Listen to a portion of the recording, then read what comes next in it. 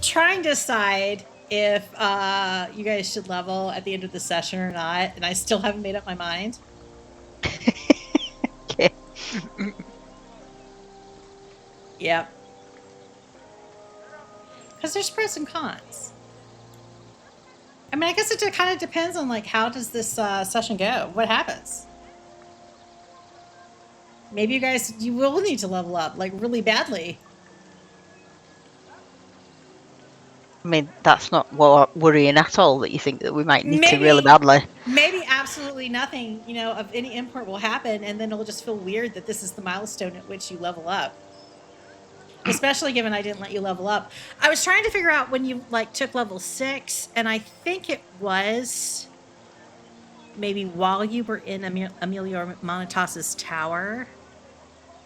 I think you might have gotten to level up when you left the tower. Like, getting out of the tower was, like, your milestone. Which would have been about a year ago. At all. It would have been about a year ago.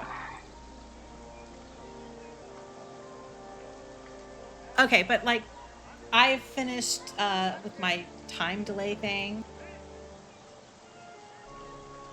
Might as well get started. If everyone is still here, if everyone is still, if you guys are physically, if not emotionally prepared.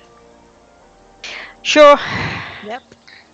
I think I'm actually recording everyone's sound, even if mine might be a little bit messed up.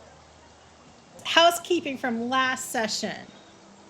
So you had that long-ass combat against the spirits of something out of the forest at the abandoned logging camp.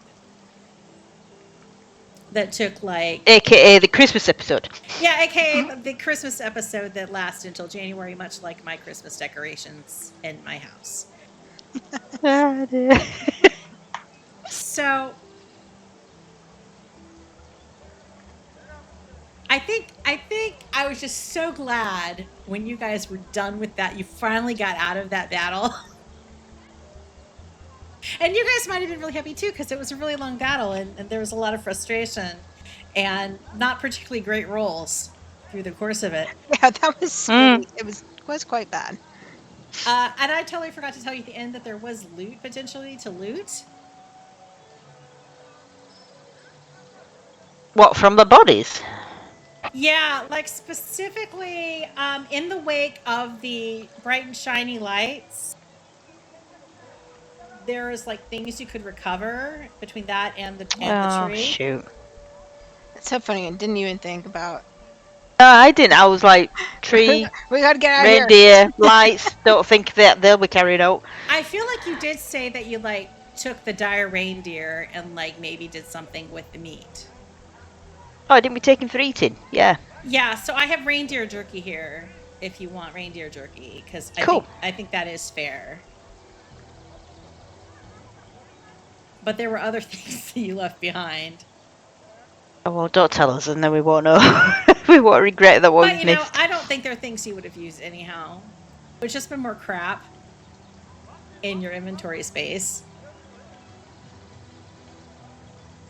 If you look at your party inventory... Yeah, well, that reminds me. I've got a whole bunch of silver stuff that we took. I think while we're in Loudwater, we should get rid of it. Or use it in some way to make something. Yeah. I mean, what can we do with silver? Well, is silver useful in alchemy? What were we using silver powder for? The silver powder was for Undead, right? The undead stuff, yeah. Yeah, undead stuff, so that Terel could make holy water. Do a little ceremony and make holy water.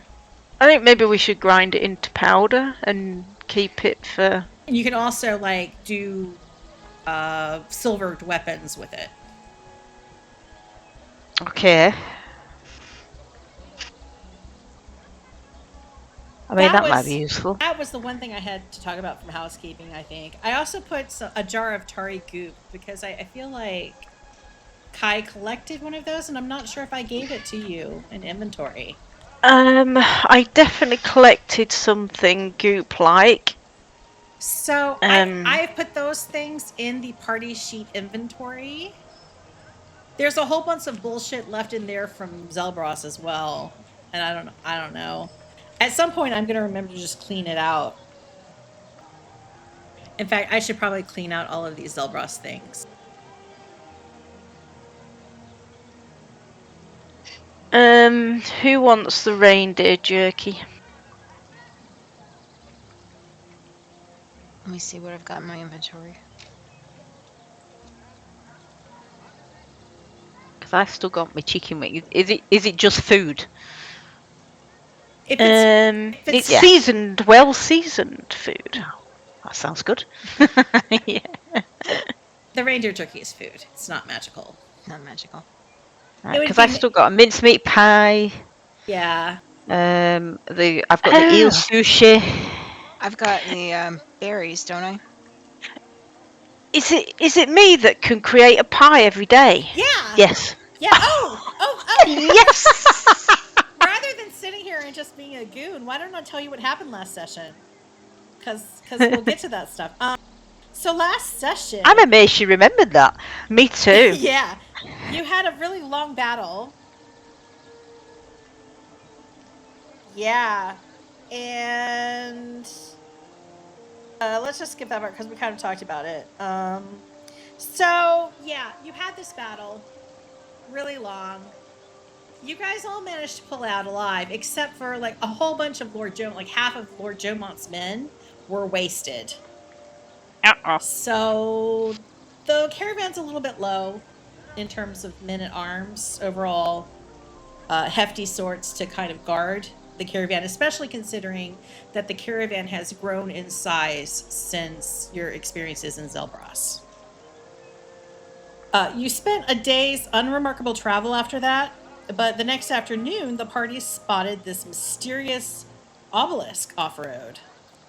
And investigating it, you tried to get like a little touristy picture, but that didn't work out very well. People cannot draw. But there were like some mysterious changing lights on this obelisk, and you're trying to figure out the function. You didn't quite sort it out, but Kai did secure a few coin out of the multicolored monument, as well as he was blessed with a spell-like ability, Power Word Pie. And this spell-like ability allows him to cast it once a day. He can say the word pie, and then a pie of his imagining. And this is like an 8-inch round pie pan's worth of pie appears, for consumption. The best power word ever. Yum. Absolutely. Is it a random flavour? I couldn't. He has a choice. He gets to picture it. Alright, cool. It has to be a mundane pie. It can't be like magical berry pie, but it's... He can pick cherry, blueberry, pork, It's basically whatever. food whenever we need it, though. Yeah. It could be savoury pie as well, can't it? Yeah. Yeah. Well rounded. Nutritious. You can have Should we need pork something pie, nutritious? chicken pot pie, anything like that, or a sweet pie. I think even a quiche could probably, in a stretch, you could pull that off. Terel, which I almost forgot. I think I forgot in the joy of the pie. Terel touched the obelisk. And, Yeah, mine's not as exciting. Well, at the time, you noticed that little flowers and patches of moss and grasses seem to kind of pop up around your feet. And now that it's a day later and far removed, and as you're walking through these almost marble-like, highly polished and ornate grounds of the entrance to Loudwater, it is still happening. You have these like little plants popping up around your feet as you walk. It's kind of impressive for a paladin of Maliki, but it also extra screws with your stealth ability. Oh no! But you're already bad at that, so It's true. I mean, it doesn't give you double disadvantage. You still just disadvantage with stealth checks. Just bad in general. Yeah.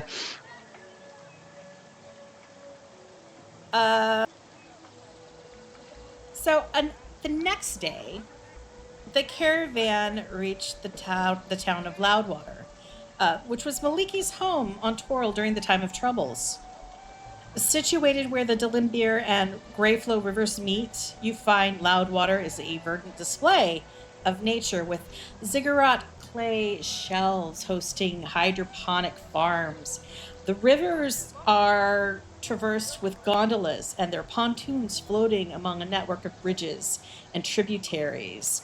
There are palm trees and curated topiary and ferny fronds just all throughout the winding of these little thoroughfares and network of construction and nature that composes this little exotic monument. There are symbols that remain here that harken back to Maliki's residence, but you also find signs, there's signs of other gods. And there's also a very strong presence of water folk. Creatures of the sky seem to give this place a wide berth, outside of a few stray gulls. You've also discovered that the cult of the crushing wave have a domain here, one of which the locals seem perfectly happy and tolerant of. They are like open in their occupation. And there doesn't seem to be any kind of contention over it. A mermaid named Leaky sort of splashed up out of the Delimbir River, and she informed you that she's supposed to be your guide while you're in town, and that the cult has offered to host your stay in Loudwater. You've been invited to dine in their underwater bastion at the behest of High Priestess Fava and her emissary Flo, whom you last saw picking off undead in Zelgros. So it's midday on the 22nd of Marpanoth in the year of the Terel calendar, or whatever the calendar is. There's it's something DR, I think, and I think it's like 1495. I want to say. Like that means a whole bunch in my notes. So, the way I remember it, at the end of last episode, Lady Belliphauna is not thrilled. She has psychological problems with rivers. Oh, yeah. And while she has been invited to this dinner, she does not want to go.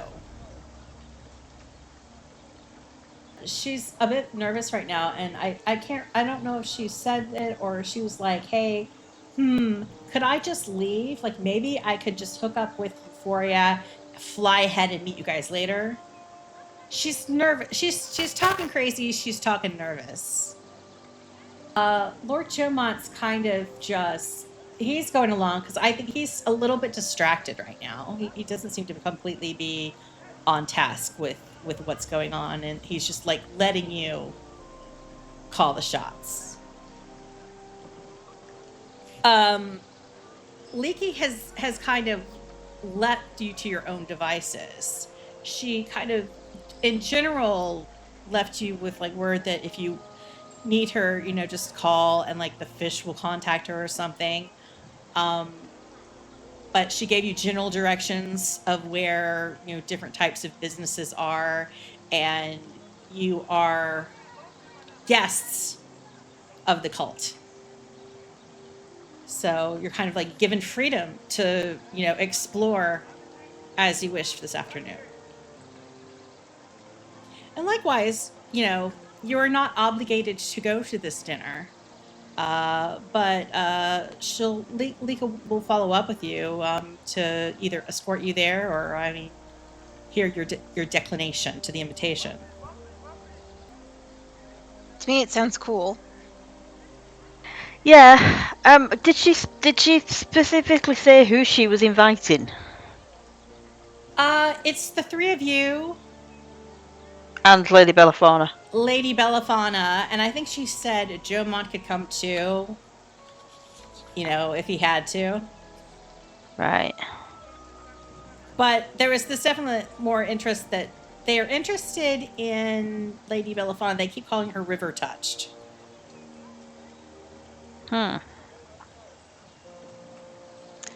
Is that interesting?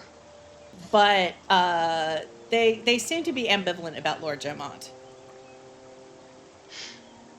Is anybody around still that we can ask? What exactly does that mean? Have they left us already? We're on our own. Likey has left you, but Okay. you see surrounding you, like, one thing you note walking around just a little bit, kind of crossing these bridges, is it is a very aquatically blended little output, and you're at the foot of this kind of, it's a gently sloping bridge, but it is very large. I mean, very long. Bridges aren't necessarily large, but well, they can be large. But it is a massive bridge. It is very prominent. It seems to be like a focal point to the entrance from the western side of the western banks of these rivers. And it has all of these fish. It is stonework, but there are these fish that have been carved in the side of it, and it's a busy thoroughfare, but kind of like on the sides, the walkways where normally like there would be maybe sidewalks for people to travel by foot. Those are covered in grasses, and they're like little ornamental shrubberies and trees and little palms and things like that. And as you see people like walking or like traveling with some small carts down this thoroughfare of a bridge, you see out of the water come these little schools of fish leaping out of the water high overhead over the bridge and down to the other side. And then over to other side, you see the various little pontoons and gondolas as people travel using the rivers as their roads elsewhere in the town. You mark that the size of it is somewhat impressive of this location, because it is almost as big as Secumber. Secumber does have it in terms of like overall sprawl, but this place, Loudwater, is built up a little bit more. A little bit more of the vertical build going on, but based off like the numbers of people that you see moving around, as well as the aquatic life you see moving around, you're surprised you didn't realize that there was something so close to being a city here in what is essentially the middle of the savage frontier. Like, this is not your expectation for what you thought Loudwater would be, especially considering the villages that you have been in recently. But the aquatic nature is, you see other merfolk splashing in the water, similarly to the Lady Leaky that you talked to earlier. You see other figures, quite a few humans, half-elves, and elves, but a few dwarves. And you spot different figures, like there's one dwarf who seems to have like an alligator tail coming out of his backside. And then at one point you had spotted a turtle that seemed to not just be a turtle, but seemed to be an awakened creature that was moving along and acting and talking to people as if it was a person, just in the form of a turtle. So like you do see there's a lot of people, there's a lot of creatures around here that you could talk to, but you do not see the Lady Leaky specifically.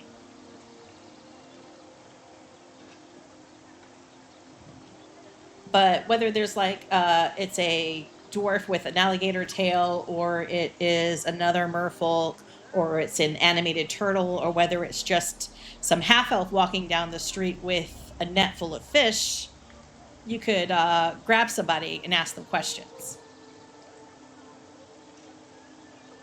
You also see some taverns and inns and different shops further up on the other side of the bridge. Time to go shopping. I mean, we've got a lot of stuff. What do we need? I probably always could use more arrows. Yeah. Do I need more alchemist supplies? Maybe.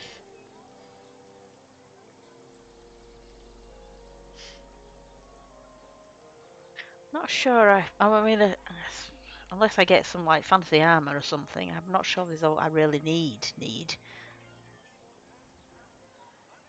But apart from finding somewhere to get rid of this silver and decide what we're going to do with it, if we're going to make it into something else, use it to coat some weapons, or You're standing on the grassy sidewalk, scratching your heads, kind of trying to figure out what you need and what you want to do. And the caravan has caught up with you, and you see like Terry and Noodles Fabian, your old pals, who you like never really see that much anymore because they're always taking care of the livestock. And they're making plans. They're going to roll ahead. So Lady Belliphauna kind of like chases them off, and she turns to you and she's like, okay, I'm going to get them settled. I'm going to get everybody situated. And, oh, Badger Sweetie, come with me. Because she looks a little bit, like, curious. The construction here, I might have Badger look at some of the construction and architecture of this place. See, an invite to dinner with the High Priestess and the Lady Flo could potentially give you some really good contacts here. For stuff like architectural advice, or maybe even trading. But they're cultists. Yeah, but the Velters. But they've also tried to murder us. Did they try and murder us? That was the big fight. In the mines, they almost drowned us. Yeah, they weren't. Yeah, but I They mean, we killed people in Succumber, and then we had to like raise them from the dead. They almost killed Jomont, that emissary guy. I mean, he wasn't. I mean, Am I misremembering then? Because I thought. oh, you were I there didn't for think that part, but it was a thing. That's why. Yeah, but I didn't think they were trying to specifically kill us. We were just being attacked because we were there. You don't want to know the details. I remember we came in. After all that, we came back and there was a dead guy in one of the rooms, and we said, "Noping out of here." Yeah. Don't want to know. So you know that part, and all you know is that Lady Belliphauna came back with a whole bunch of money, and Jomont had injuries, so he didn't leave right away. He needed to rest an extra day to recover from whatever injuries he sustained from whatever they got up to that involved that guy. And that was the dead emissary at the time. But apparently he's not dead anymore. Right, so somebody went and revived him. Did she get supplied the money for that? I thought she'd done it. Yeah, there was a plot. There was a plot there to avoiding conflict. Yeah.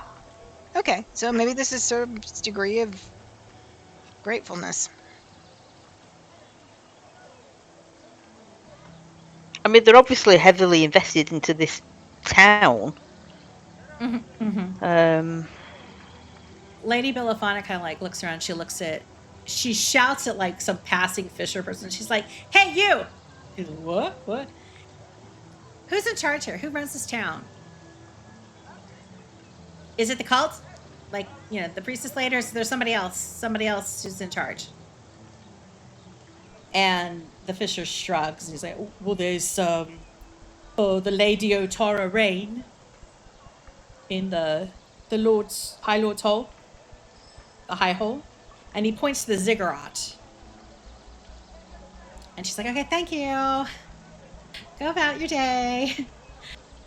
Okay, so there's the cult, and there's the municipality.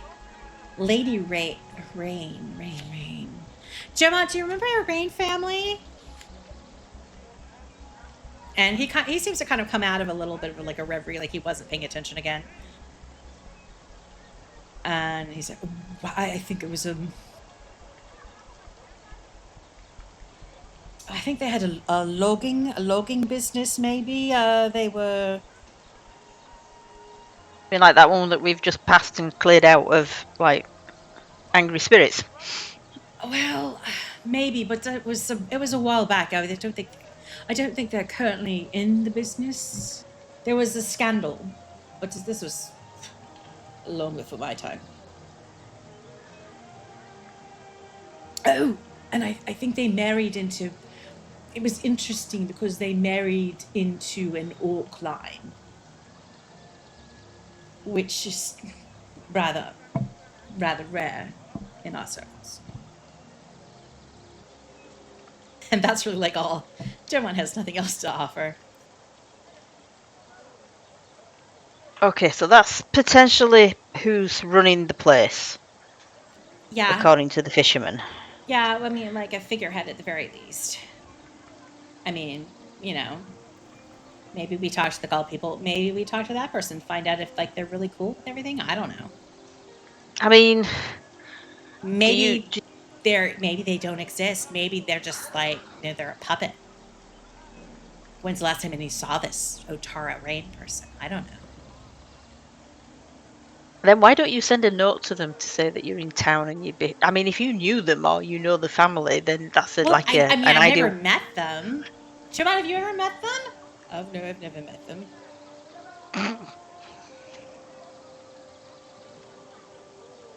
Should I write a letter? Well, I'll do correspondence. And he like, there's this whole thing like, he goes to like his horse and he like opens the saddle bag and he pulls out like one of the wooden boxes that he had, and you recognize like this looks very similar to like the jewelry kit kind of stuff that you rummaged through one night during camping, but instead this is like a stationary box, and it has like this little like foldable table. Which Kai, to you, this is almost impressive because it's like it makes.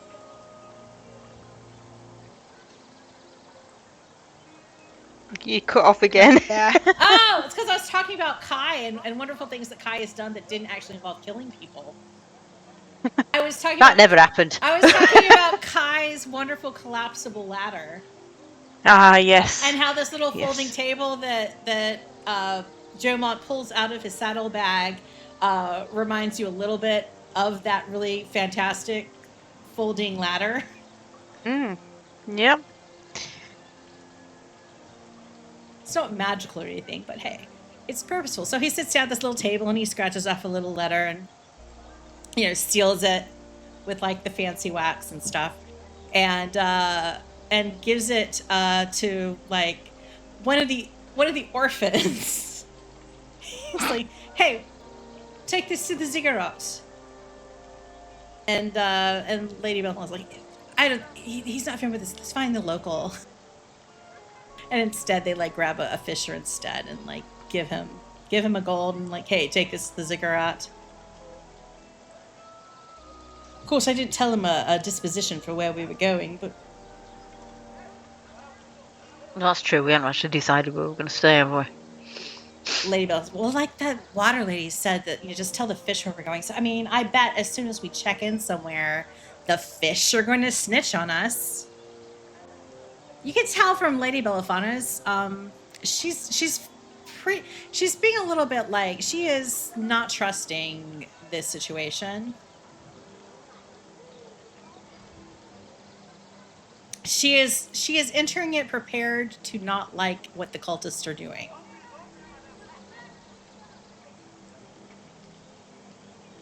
But she is also curious about their architecture.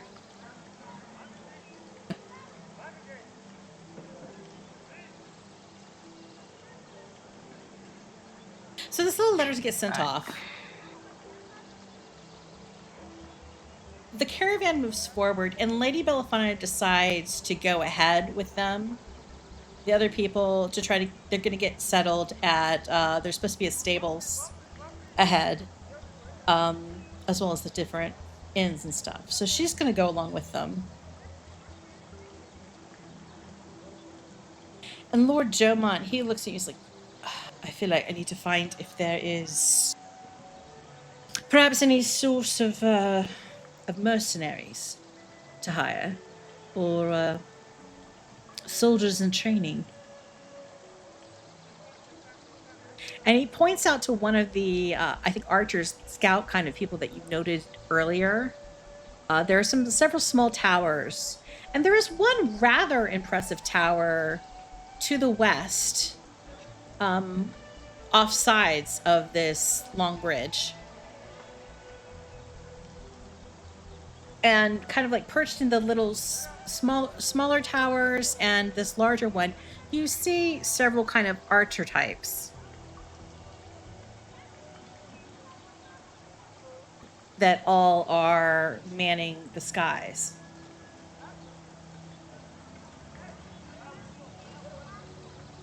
You also see there are other soldiers present, guards kind of patrolling around, as well as clear signs of people in cultist garb. Do the soldiers seem to be like giving them a wild berth or keeping an eye on them or anything? Or Absolutely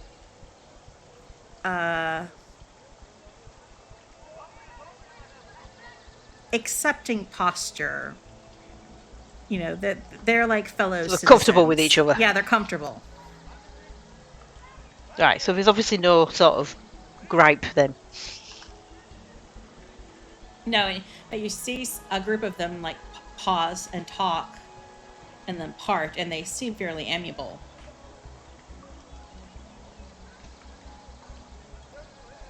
I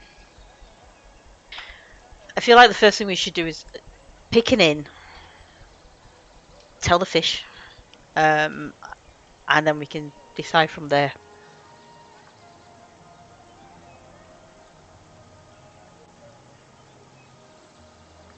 I think so. All right. I don't know whether to have you let's make a first roll of the game, since I've like wasted half an hour just babbling.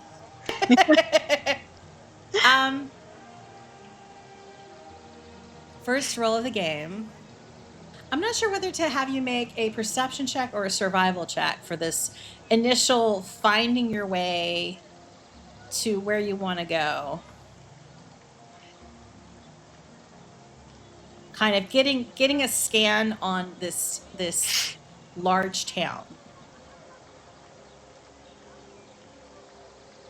Yeah, I'm gonna have you do a survival check. Okay.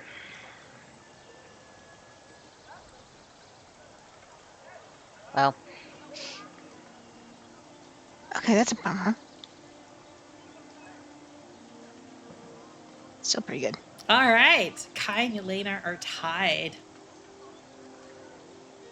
Terel, this is not necessarily your type of city. You're a little bit distracted looking around for signs of Maliki and kind of taking in the wonder of the greenery that is built up and just embraced by this somewhat urban setting.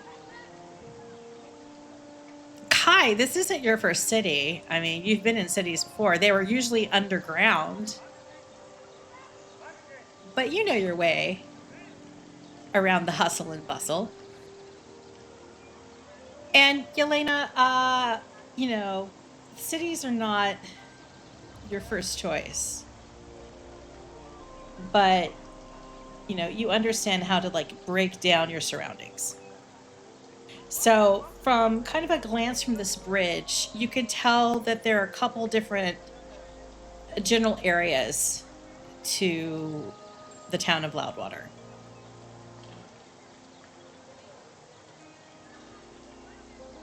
Basically, like the western side, that is at water level, which you are now in. There's an eastern side that is also at water level. And that eastern side, it seems to be a little bit wilder in terms of how it's kind of like a little bit more overgrown. The buildings aren't quite as high. The only thing that really stands out in prominence is one very, like, it's like a 3-story but very long house building that seems to kind of stretch out and span the river into the distance, like almost in this building that is a promontory from the eastern side, and it's aligned with the road. So it's like this weird kind of bridge, because it's like the road, it's bridging the river, but it's a building just offside to it.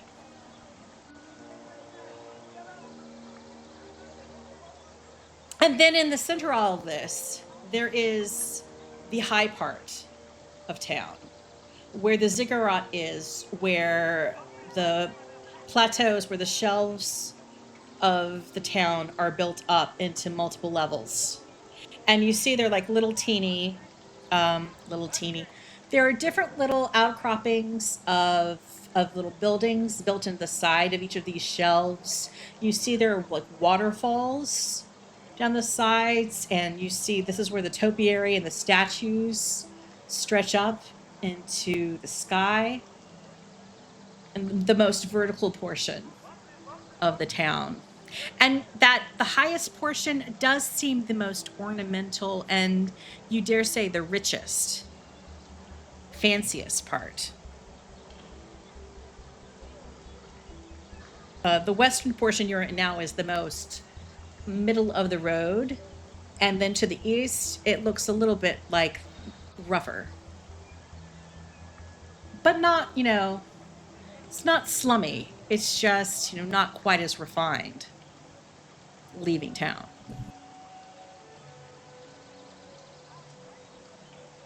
So which of the 3 areas would you like to search in for where you're going to bunk down and shop?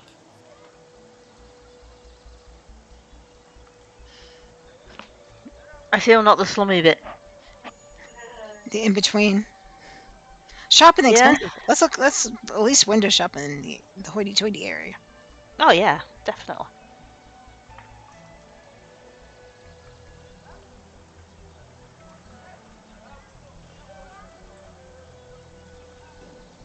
So why don't we just go? Let's walk in that direction. Just walk down the street and see what we see. Okay. Yeah. Yep. All right. So you continue walking over this bridge, and as you reach the center part, you see that it is sketched in relief along the side. It is called the Flying Fish Bridge, which, given that you've seen fish flying over it, you totally see where it gets the name. You reach the end of the bridge, and there are several, a couple of thoroughfares that reach west-east. And then, of course, the road of the bridge continues kind of going forward until it starts leading upward towards the first shelf of the ziggurat. But in the cross thoroughfare, you see shops and inns on either side of the road, various taverns. You also see, do a perception check. All of us. Yeah.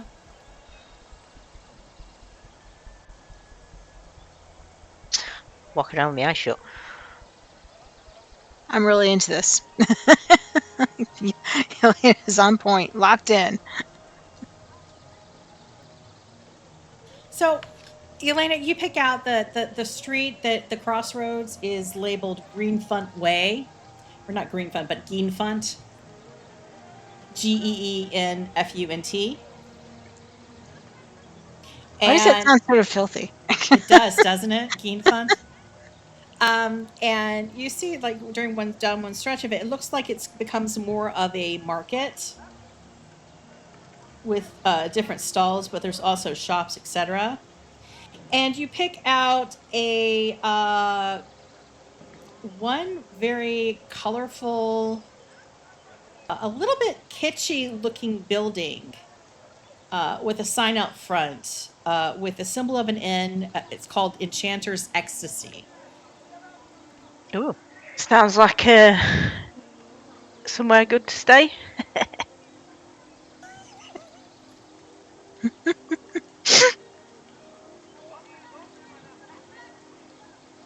Yeah, but is it somewhere to stay, or is it a I shop? don't know, but I just love the idea of it being a hotel now. Yeah, it is an inn. It has like a symbol that this is an inn. Enchanter's Ecstasy. You also see, you spot with a 17, I'll say that you also spot one little shrine.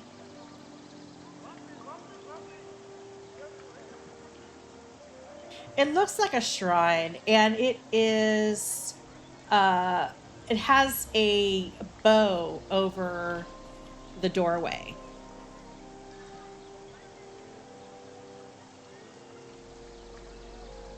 But you think it's a shrine to either Maliki or Sylvanas.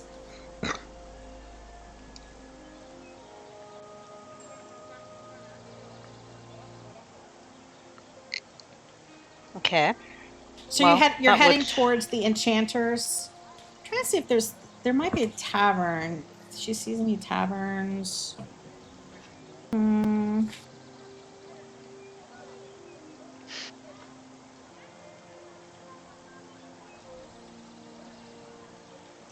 Oh, you do see one tavern. Look like it's labeled Hard Bottles Haven.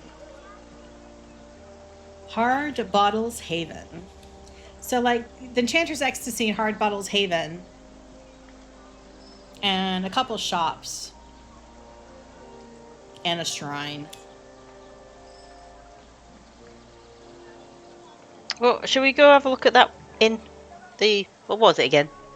Enchanters. Enchanter's Ecstasy. Right. There is like Make sure it's not a place with hourly rates. one of those hotels. One of those hotels. Well, you make your way down the road. And it's basically the three of you at this point, with Jomont's kind of like lolling behind. But I think he's going to make a perception check of his own.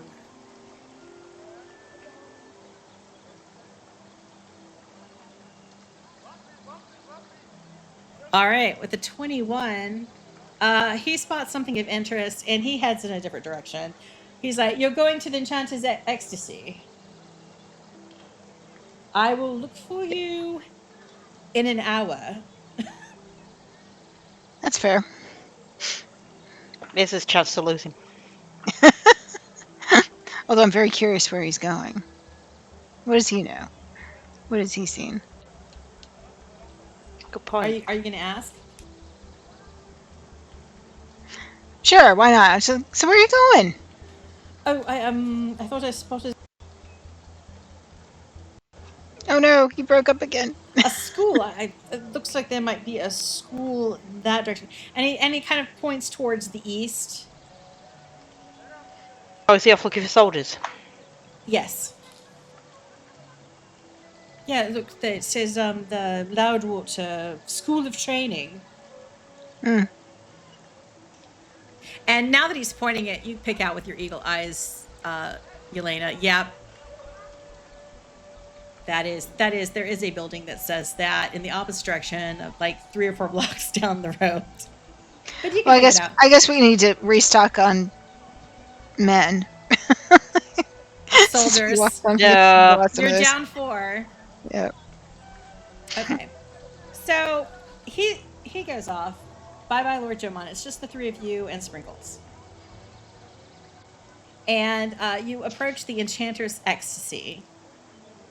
And you see there is a garden out front that is mossy. And in the front of this garden, there's a whole bunch of little stone frog figurines. They're like little collectible frogs. Almost like what would be garden gnomes. But they're kind of like this kind of gleaming, glassy, slick material, soapstone or something, and they're all kind of green, and they're making like goofy different little expressions. Just tchotchkes, all in the front yard, and it's lined kind of by this like little white fence with kind of ivy and garlands growing over it. And there's like a little pathway leading to the front door and a nice kind of like rounded topped door. It's kind of homey and inviting. You see there's like a little bit of smoke popping out of the chimney of this. It's a 2-story building. You go in the door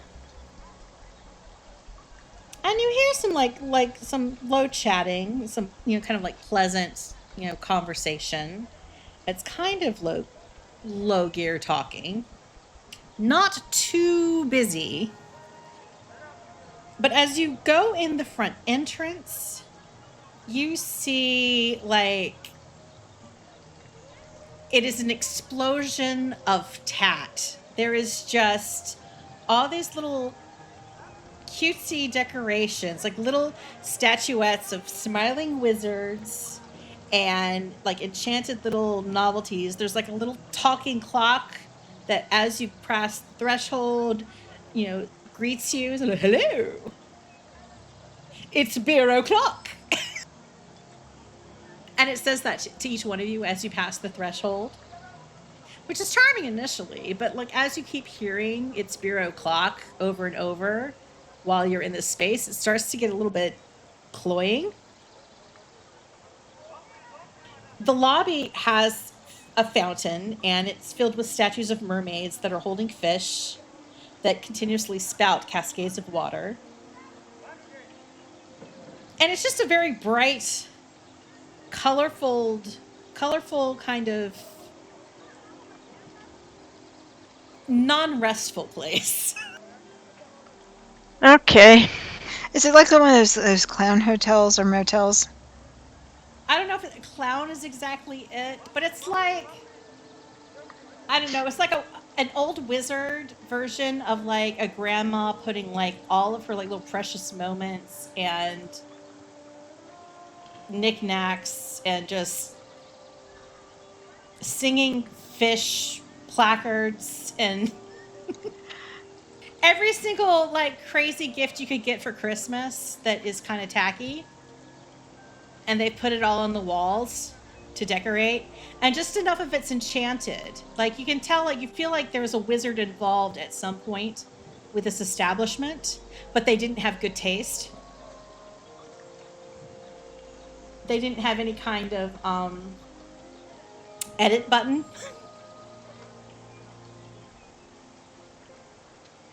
Should we all look at each other with exceptionally wide eyes and turn around and go back out again?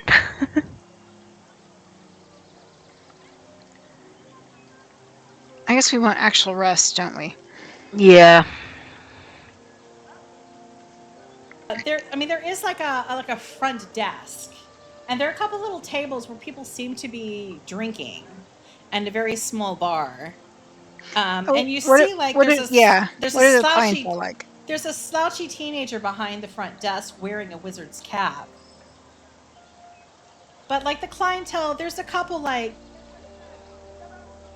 they look like average average income kind of people, but they are a little bit like little old ladies.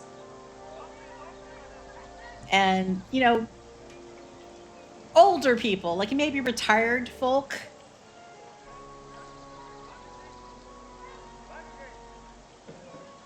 Having some tea at a table. You see, a couple little ladies like having a bit of a cozy over their teacups, and you see like a couple like older gentlemen, with a whiskey kind of gabbing about, and one of them is whittling. Whittling? Whittling, yes. Oh, I thought you said whittling. Wow.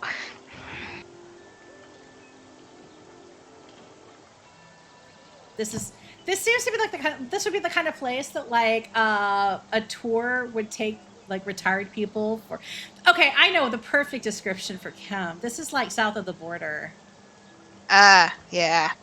This is like south of the border vibe kind of place, only Mhm. wizards.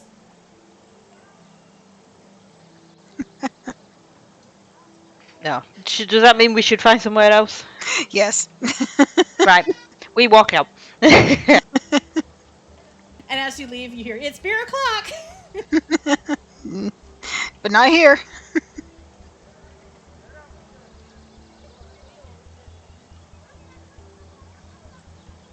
Right. Onwards. Right. So do Okay. another perception check.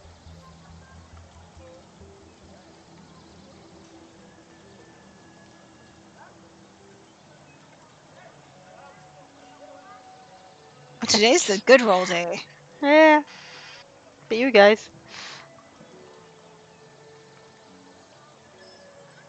Or maybe it just hated me last time. So Kai, you pick out that there is another establishment called the Red Boar Inn. That's like a little bit. It's not quite like on the street, but you see it's kind of like in the juncture coming off of the Flying Fish Bridge, in that space in between the bridge and the stairs leading up to the first tier of the ziggurat. There is this building, and it has a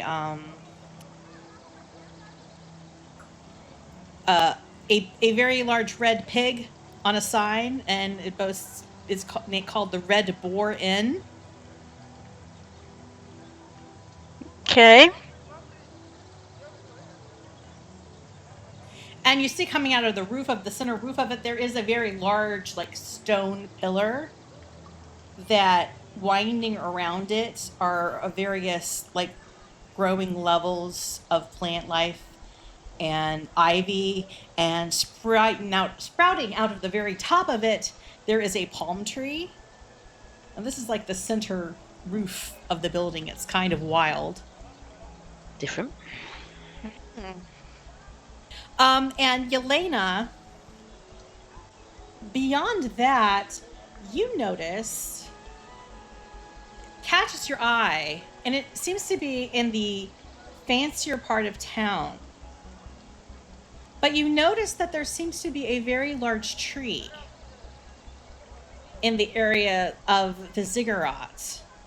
And it seems to you that there are openings in the trunk of the tree with little windows.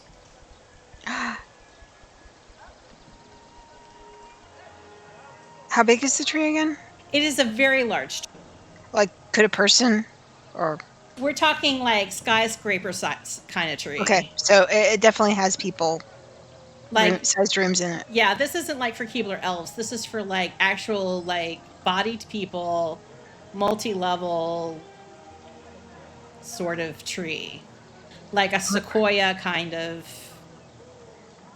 Well, we gotta check that out. monumental tree, but it's up in the high part, up on the ziggurat. How far away is that? Is it a little bit of a hike? It sounds cool. Yeah. Yeah. It'll be like about like a 15-minute hike up some stairs in the high part of the town, but it gets you closer to the ziggurat, to the High Lord's Hall, where they pointed out for the lady who was theoretically in charge of the town.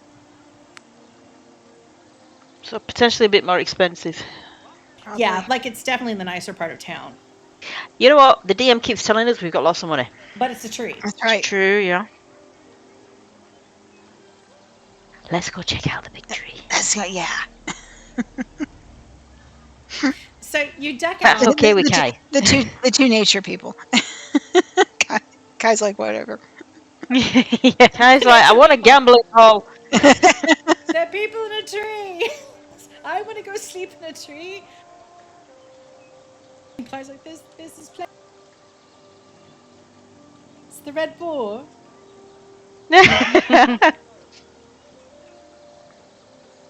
you walk past the red boar, you go up the stairs of the ziggurats, up a couple levels to where this tree is, and as you get closer, you find it. It's like there is, it's almost like this little copse of trees, a glade of trees, with enormous,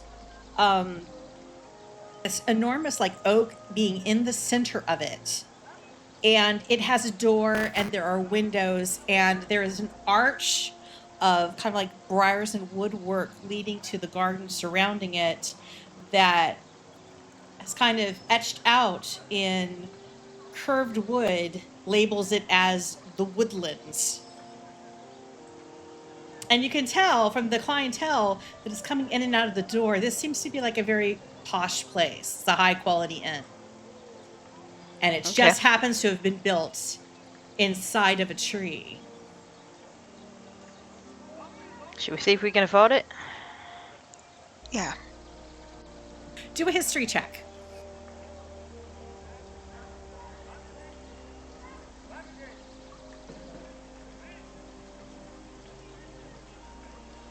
I'm changing my dice colour again. Okay, Kai and Yelena, as Terel is wondering, can we afford it? Kai and Yelena both remind Terel that the Leaky, the culty girl, said that the cult was paying for it, so you probably should rack up a big bill. Did she really? Yeah.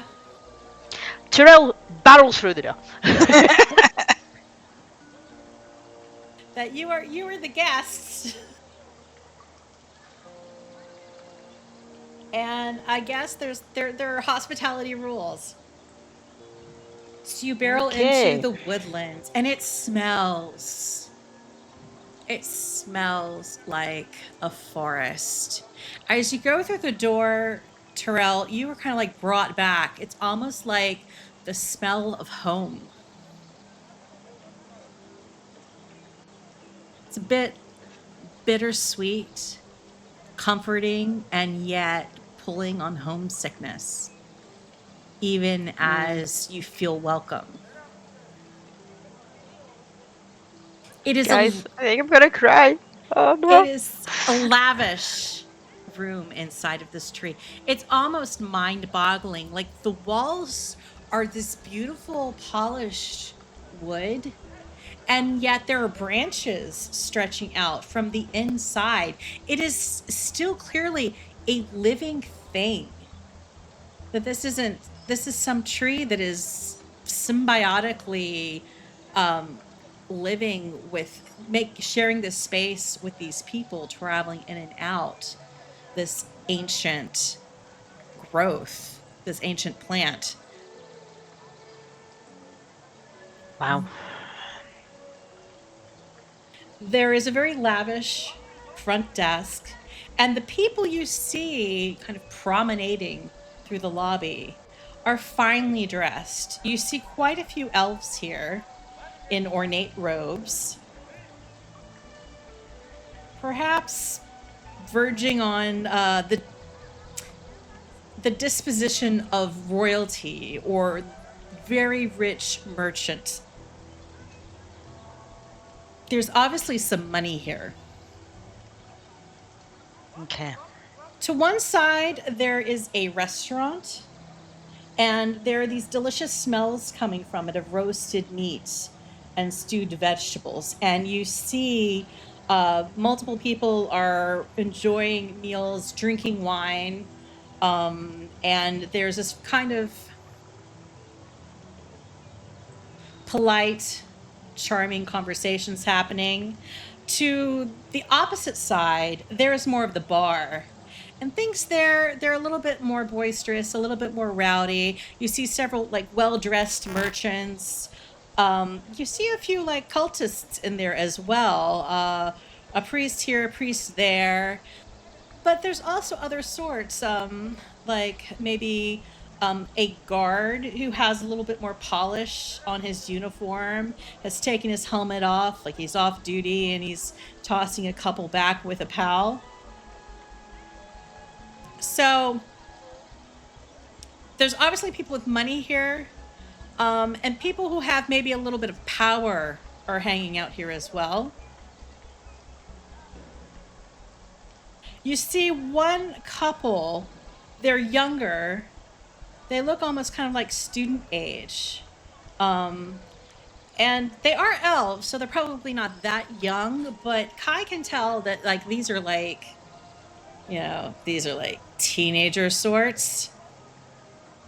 And it looks Sorry. to be like a boy and a girl, and they're like on this like date, but both of them are like really nervous. And you kind of like see like this awkward of like the boy trying to order drinks for them and getting all embarrassed and kind of stumbling over his words. He's obviously trying to impress her. And she's just like being all like coy and like nervous and excited.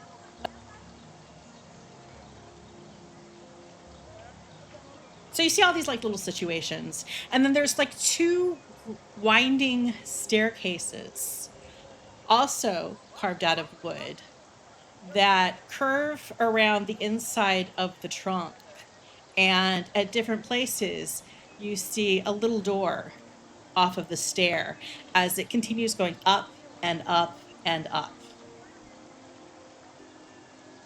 There are a couple uniformed figures you see running up and down these staircases, carrying bags and trays. Little flushed cheeks as they get in their cardio going up and down these stairs. All the bellboys attending the woodlands. I was going to say something. Now I've already forgotten what I was going to say. Okay, so you're in the woodlands. What do you do? Find the front desk. Ting, ting. So you're at the front desk. You ring the bell.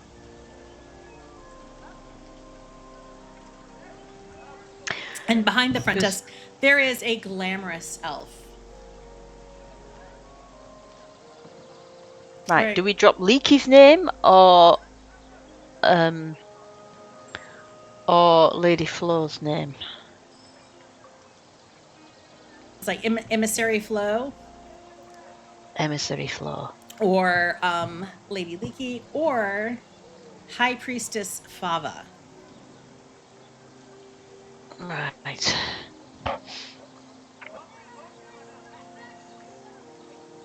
Can I help you? He wants to talk to her. I feel like Terel's going to be like, oh, dumbed down and stuff, but... Is this your first time at the woodlands? Well, the idea of us just all three of us standing there, just looking at each other, standing there awkward. Yeah, he's going to talk to her. And I'm just yelling at nods. You're like the elf kids on a date. Yeah, exactly. Yeah. You think we came in here because we thought feel kind of homey, but I think we're kind of overwhelmed. So, It is rather magnificent, isn't it? it is. Are you looking for a place to stay, or are you just stopping for a meal? We are looking for a place to stay. We are the guests of Lady Leaky. Lady Leaky. Oh, Yes. well, our Emissary Flo and Lady Leaky told us to mention that. I don't know. Oh, interesting. 1 minute. And you see her, she kind of steps slightly past, like behind the desk. You see her kind of curl around to the side. And you see that there is, you notice for the first time, there is a little bit of an aquarium off sides behind the front desk. And she pulls out like something that almost looks like an earphone or a pneumatic phone, holds it up to her ear, and like a little fish comes swimming into this aquarium. And there's little bubbles, a little chain of bubbles rise up from the fish, and you see her nodding. I want to cast talk with animals. Speak with animals. Are you casting Speak with Animals? Yes, I want You're to. trying I want to to be able to overhear? hear what they're saying. Yeah. Okay, do a perception check to see if you can hear what they're saying. Oh, that's gone so well so far today. It's about like 10 feet away, but she's being discreet. Oh, natural 20. So with that, you totally hear it. You hear the fish instructor that there are guests in town, and you hear these descriptions of you, like there is a paladin of Maliki. If they offer their names, it is Terel. There is a ranger of the Emerald Enclave, who is named Yelena. There is an elf of unknown origin that goes by the label Kai. Lord Jomont. What's his name? The fish doesn't say what's his Lost name. him. Shieldbar. Lord Jomont Shieldbar of Oakshield. Lady Belliphauna Than of Parnast. And you hear her exclaim, "Oh, Parnast. There's Parnast? Yes, there is Parnast. They're building it up. Ooh, I hadn't heard about that. That might be interesting." And they go off on this little bit of tangent talking about Parnast and about how like they didn't think anybody was alive there anymore. And then they get back to like, and you see the fish kind of itemize how many people. Yes, we're the high the crushing wave will reimburse for any costs that are incurred over the next, let's say, 24 hours. This is, I whispered to the other guys, we're good for 24 hours. and you see the fish says this includes lodging, this includes room, board. And she says, open bar. Oh, yes. I don't sure if they. I don't think they drink like fish, but yeah, open bar. Yes. Okay, open bar. And Okay, we've got an open bar. the livestock as well. They're livestock and children. It's like, oh, children. And so she hangs up. She comes back and she says, "Oh yes, we have been advised. Certainly, our finest rooms were available, but understand, is the entire party going to be staying here? Your entire caravan that you're traveling with, or is it just going to be you three and the owlbear?" Well, it's definitely going to be us three and the owlbear. We'd have to tell Jomont that we're here. Do we want to do that? The caravans... So Belliphauna went ahead with the caravan to get it set up somewhere, didn't she? Mm-hmm. So it definitely won't be the caravan staying here. I suppose we should send word to Belliphauna we're here, and then it's up to her if she wants to come and stay. We could send a note to Lord Jomont to say that we're staying at the enchanted... what's it called? Delight, or whatever it was called. What was it called?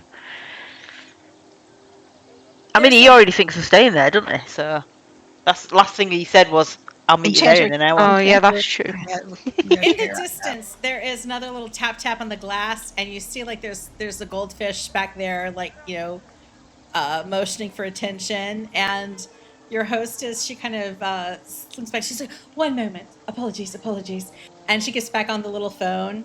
And Terel, you can still hear, and you hear the fish is telling her that the Lady Belliphauna has settled the caravan.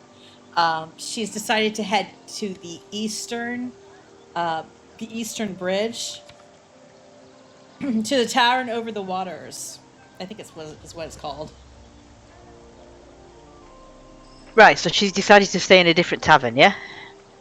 She's at least everyone else is going to be staying there that you know of, and she's potentially staying there with them. Right.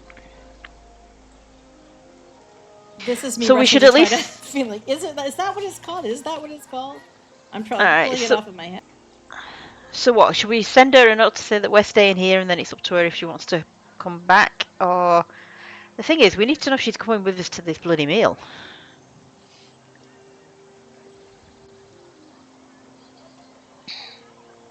I can send a messenger if you need to. That would be very kind of you. To the rest of your group. Oh, if I didn't say that out loud. I've been informed that the rest of your group is currently headed towards the tavern over the waters. Then, if you wouldn't mind letting Lady Belliphauna know that we're staying here, and then she can decide if she wants to come back and stay with us or if she wants to stay with the rest of the caravan. Certainly. Would you mind if I did it by fish, or would you like to send a physical missive? Yeah, I'm fine by fish. She knows. She was told about the fish, wasn't she? So Hmm. All right. She heads back to the tank, and she does another little thing, telling the fish to inform Lady Belliphauna where they're staying.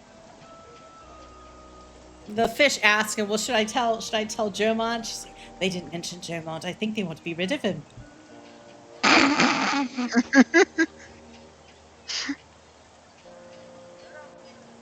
All right, and the fish is like, oh, "Okay, well, I'll just keep an eye out for where that one lines up."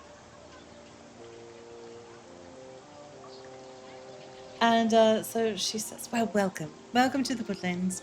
I will sort out 3 rooms? And I'll reserve a 4th just in case Lady Belliphauna Than joins you." that sounds great. Now, do you have a preference? Would you like it to be in the arbor, or would you like it to be closer to ground? Oh, arbor for me. All right, then. Lovely. Now, are there any activities you would like the concierge to schedule while you're here? Time in a grotto, perhaps? I really need a bath. Terel really needs a bath. Oh, We all the grottos it is. Well, there is an option, the showers or the grottos. Do you have a Yeah. preference, standing or sitting? Oh, sitting. All right.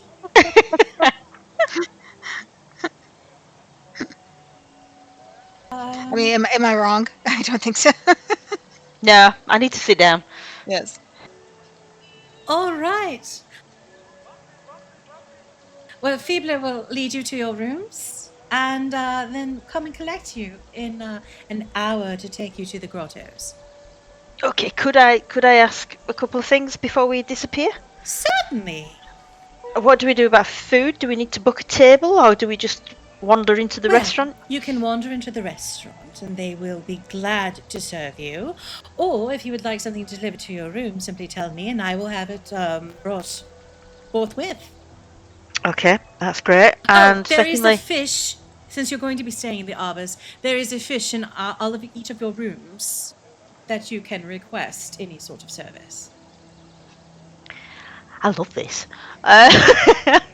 And secondly, do you know of a silversmith, a reliable silversmith in the area? Oh, yes. If you go to Ivy Way, I believe, the Ivy Enclave off of Vine Street. This is your first time in Loudwater? Yeah, it is. All right. I might need to have someone escort you there, but if you look for, okay, when you leave the tree, head across the street. There is a very large set of buildings. That is the Elven school. You move beyond that, behind that building. There's like an alley that kind of goes next to it. Just behind there should be a... well, there's a jewelry master who would probably be interested in all manner of silver. Are there any other particular shops you might need? Possibly armor.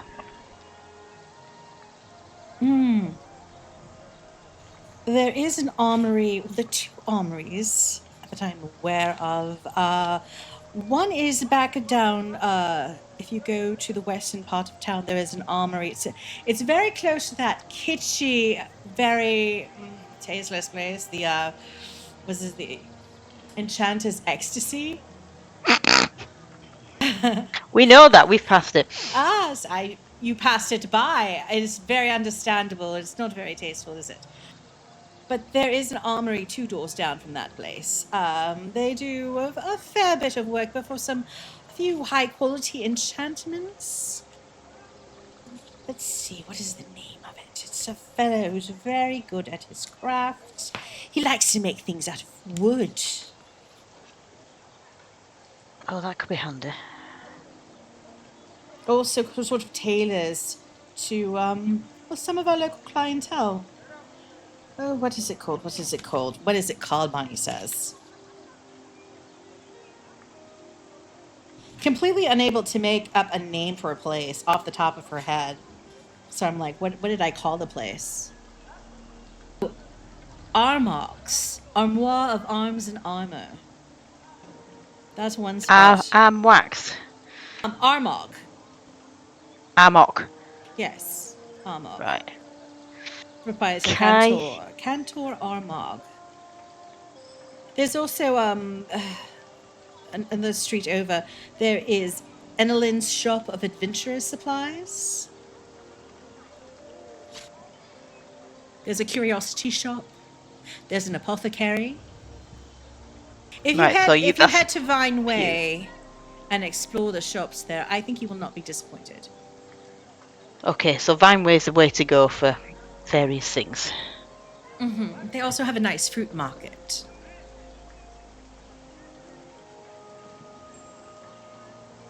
Okay, so that sounds like it would cover, like, for Kai as well then, yeah? The apothecary and stuff? Would that be you? Yep. And then Yelena? Anything? Or do you want to just wander around and see what there is? I'll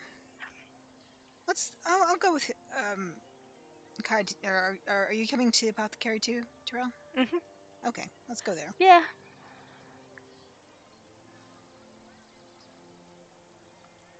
Or do we do that after we've, like, settled and had a bath? Yes, bath. Yeah. You're gonna I settle in just your want to know rooms? for... Okay, you get taken to your rooms.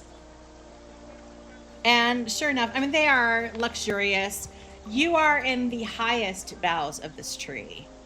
And as you look over the expanse of the window, you can look out over, and you have this beautiful view of, it's like a riverside view. The view is everything up here. And sure enough, there's like a little aquarium in your room. And it has like a little clownfish floating around inside of it. Like, even though clownfish are not like freshwater, I'm going with it. And No, it's a made-up world. It can be anything you want. anything. It's better than having a salmon in your hotel room. That's true. There's like a little clownfish that appears because it's an enchanted fish, I guess. And he's wearing a bow tie, and he's just waiting for you. If you have any needs, he's waiting to assist. And Kai's room, though, Kai, you have a little eel. Why do I get an eel, not a clownfish? You you see the eel.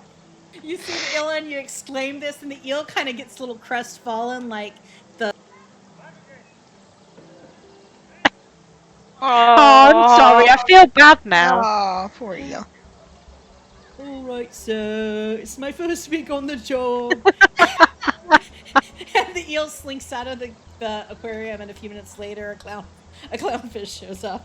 Oh, I hope you feel bad now. Back to the kitchens for me.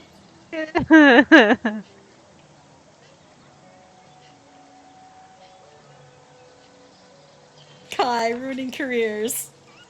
Yeah, well, he can come back when when we've gone. Try Lady Belliphona's room. Yeah, was there a significance of Kai having an eel instead of a clownfish? No, just variety. Okay. I didn't think. I thought a little eel would be cute, but okay.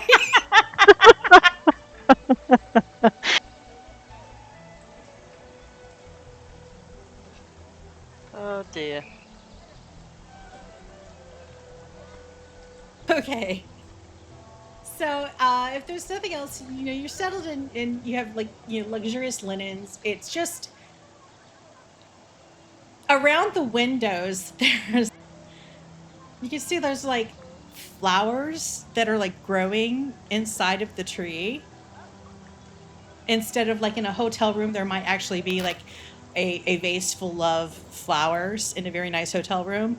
But instead here, it's like they're growing out of the walls in places, specifically by the window.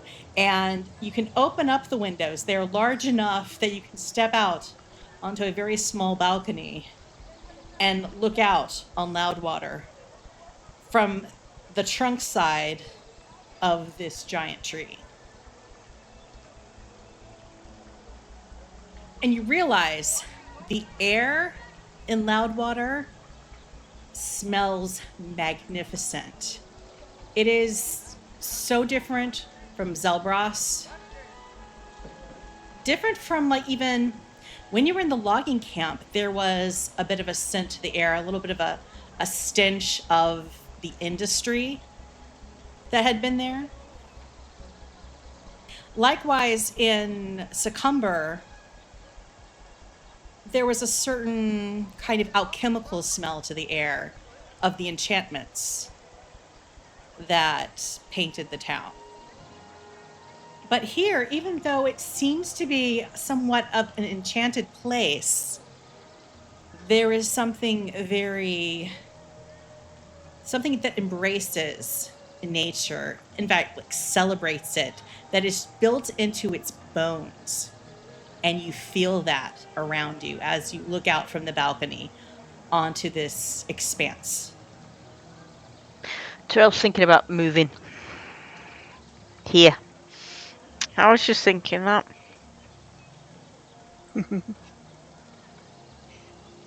You notice that there's a little desk, and on the desk there are postcards.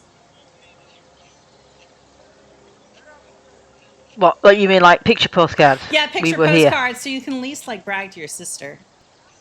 Oh, fabulous. I sit down and start writing to her. Pick about 6 different cards. You know, one to Terel, one to old what's his face in Rouchever. I can't even remember what his name was anymore. One to mum, one to dad. One to mom, one to dad.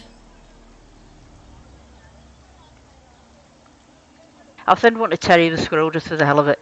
one to Tony the squirrel. I was going to suggest Blossom Snow Beetle, but okay, that's fair. Ah, dear. Tony's where it's at. So after about an hour, once you've had a chance to kind of catch your breath and enjoy just the luxury of where you are and the beauty of where you are, there's a little tap at the door as a bellhop attendant comes to fetch you to take you to the grottos. So you go down the winding staircase and escorts you out on into the streets. But there's kind of like these side pathways that are very cultivated. They're very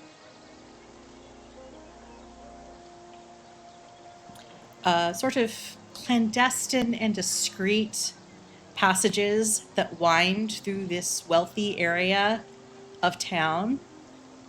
And after like half a block, you start to hear the sounds of like rushing water and waterfalls. And you're in these very cool stone and marble passages. And they almost feel to the touch, they're cool and they almost feel damp to the touch. And they have kind of ornate mosaics of sea life as well as wildlife. You see here and there, everybody do another perception check. And I forgot to drink moonshine, so let me do a shot of that.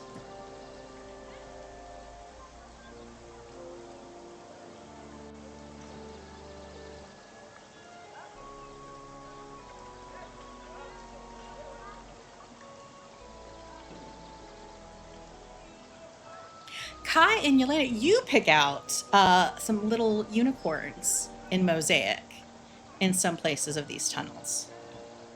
The symbol of Maliki. Terel is just still, flabbergasted, and she's finishing up her postcards.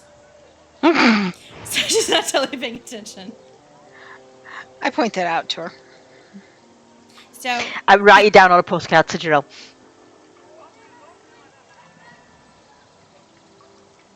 can't talk long. Headed to the grotto. Maliki's been here.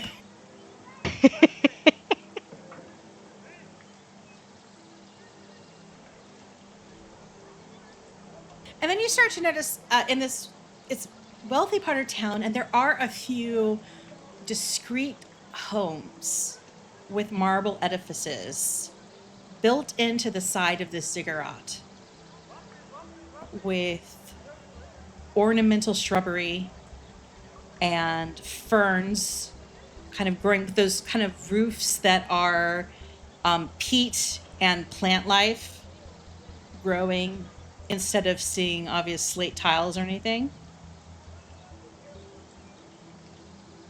And each one of them seems to, in the front or along the side, seems to have a little bit of a pool of water, or like a kind of swimming pool and little waterfalls alongside. And you, like, as you pass by, you see one house where, like, it seems to open in the side, and there's like a small little porch where you see a woman step out and just dive into the water along the side of her house. And there's like a little shower coming down at one end from some stone. And it's so interesting, like, because the water seems to be recycling itself. You can't quite tell, like, where does it go? How does this work? Oh, I'm drinking moonshine. And then another half block, you make a turn, and the sound of water gets louder. And it's almost spa-like now. You kind of harken back a little bit to that bathhouse in Succumber. But where that one was very dominated by like wood and stone and was very much a place of business, this almost seems to be like a natural found beauty that has been harnessed rather than deliberately constructed.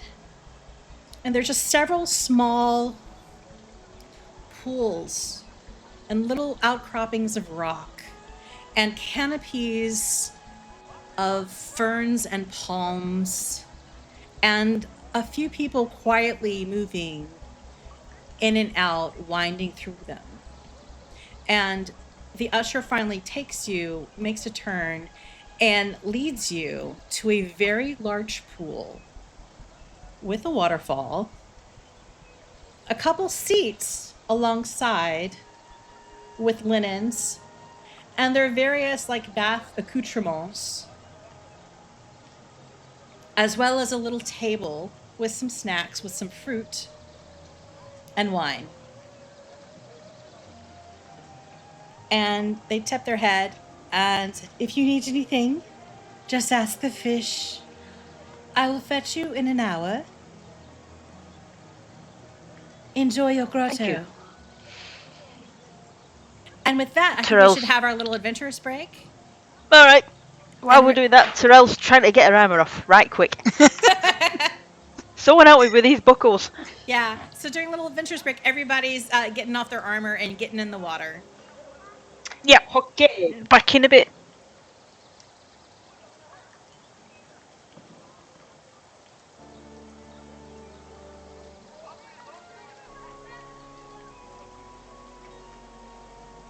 I'm back.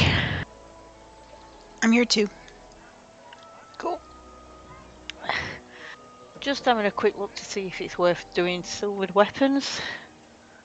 And it looks like they're mostly for shape changes, devils, a couple of fae types, a construct, and a couple of fiends. So it's like, I don't want to be lugging this silver around forever. So what do we think's the best use for it? Do we just sell it, or do we try and do something useful with it? Do I have any? I think I have some silver, or I used to have some silvered arrows. Like maybe save some of it for silvering arrows. Yeah. I mean, we could try and we could convert it into something that's a bit more easy to carry around, maybe, and then just get rid of the rest. Yeah. Because I have some powdered silver, which is for the holy water. Mm-hmm. Okay. I'm How does one almost back. silver an hour? What's Sorry, say that again. Just the arrowhead. You just have to silver the arrowhead. So what is involved in that though? Like if you have powdered silver, how does that get into? Powdered silver, and you just cover it. Okay, so you just dip it in there. With an arrow, yeah, I think that's sufficient. With a weapon, there has to be a little bit more affixing. It's more like plating it. Okay, so we could convert some to powdered silver for you to use for your arrows, Right. and me if I need it for holy water, and then the rest we could just get rid of. Yeah. Mhm. Unless Kai needs any for your alchemy. I don't think so. But I'm not an expert. Okay.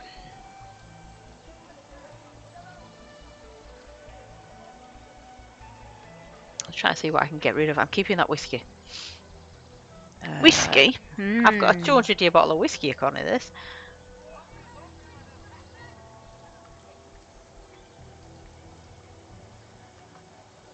And some stuff for your alchemy, I think.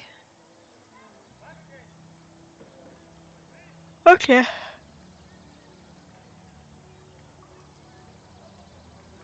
Okay, I think I have actually returned.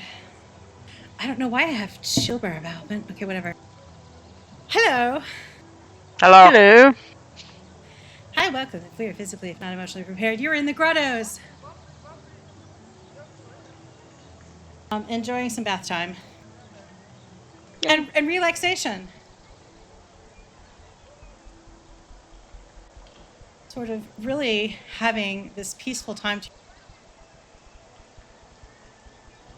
for the first time in a while. Years, one could say. Definitely years.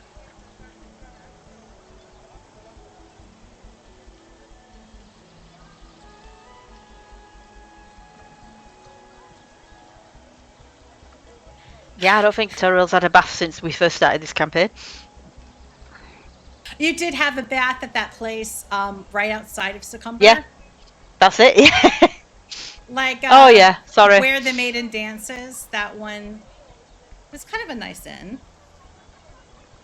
After you guys were in the sewers. Okay. That was the last time I think you had a bath. Where I don't know, maybe the sewers weren't, that wasn't the sewers, but maybe you haven't had a bath since you've been in the sewers. Oh, you've said that now. I vaguely recall that. So. Oh, I know what it was. You were in Ulavan fighting the shapeshifters. And then you caught up with everybody at where the main dance is, and that's the last time you had a proper bath.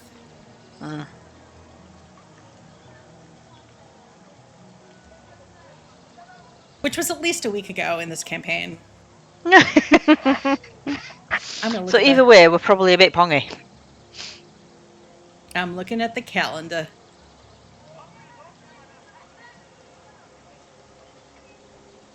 That's one thing I don't appreciate about the calendar of Fantasy Grounds is they always open the days entries, it seems, in the very back rather than the front.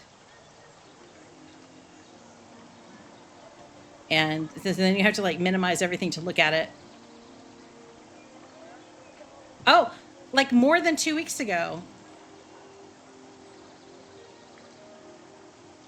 Where did you say we were now? Sorry? 22nd of Marpanoth. 22nd. And you were in Succumber back at the beginning of the month. Right. So you're splashing in this grotto.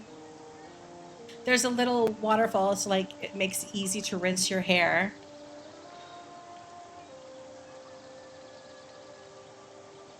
And you've had a chance to scrub it up and get yourselves clean and chill out. You're getting nicely pruny.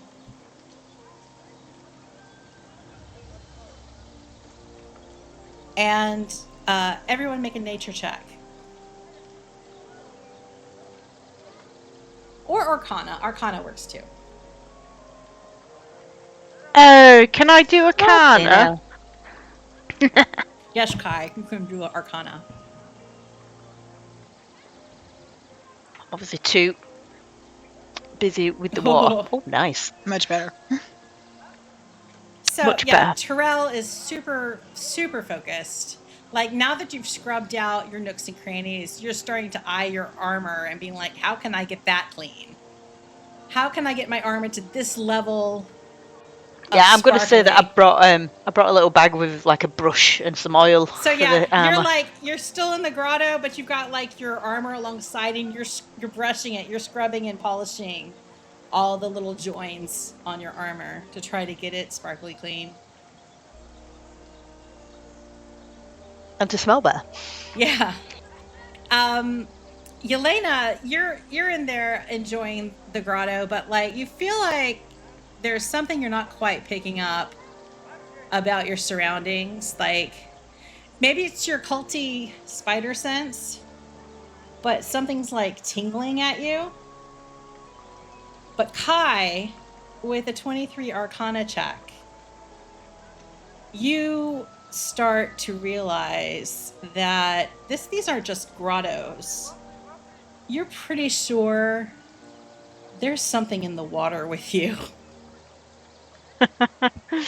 Like, you're not just in a pond. You might just be taking a bath in a water elemental. Oh no. And it's up to you whether or not you mention it, but, you know, it's like a bath. You're just like, it's kind of a living bath.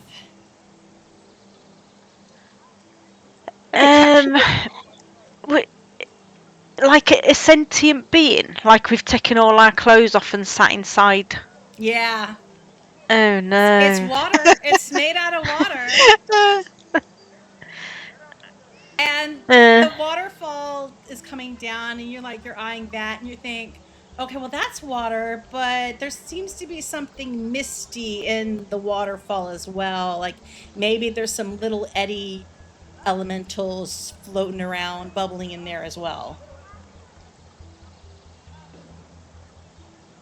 These are grottos, but they apparently are also where some of the water elementals live. Well, surely if they objected to this sort of behaviour from other beings, they would have done something before now. Depends on if they're enslaved or not. Magically enslaved. Are they enslaved? Can you tell? On the assumption that you've told us about this. Yes, I'm telling you about it, yeah. Yeah, I'm telling you. How would we converse with the water? Do I have to dip? With your 23 Arcana, you recognize there is an elemental creature here, especially because you are, by your school of focus, an evocation wizard. And evocation magic is highly rooted in elemental powers. But you do not immediately spot any kind of arcane binding in this area. Okay. You can do like an investigation check to further try to look for any kind of enchantments. I shall do that.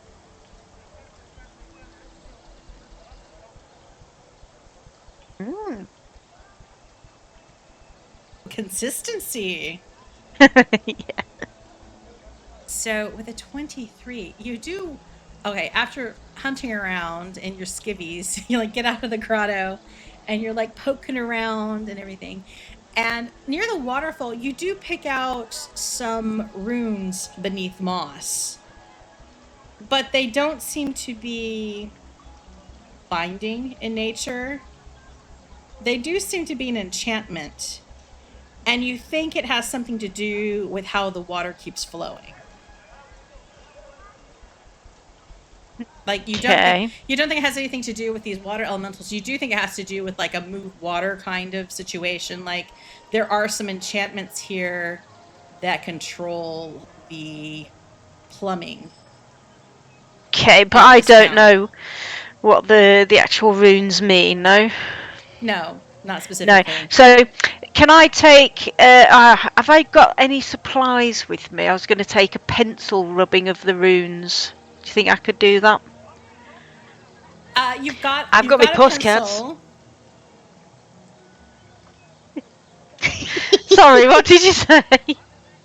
You take one of Terel's postcards and And I go, using a bit of charcoal, make a really hard rubbing of Yeah. these runes, and you get a copy of some of the runes. Yeah. Of like Awesome. of like a 4x6. Or whatever the size it is. What is that? A B5 or something? I don't know what a postcard I don't know. size is. Yeah, something like that. A5. An A5 of these runes. For Kai's future reference. Yes. But we don't think they're particularly harming any water elementals or anything.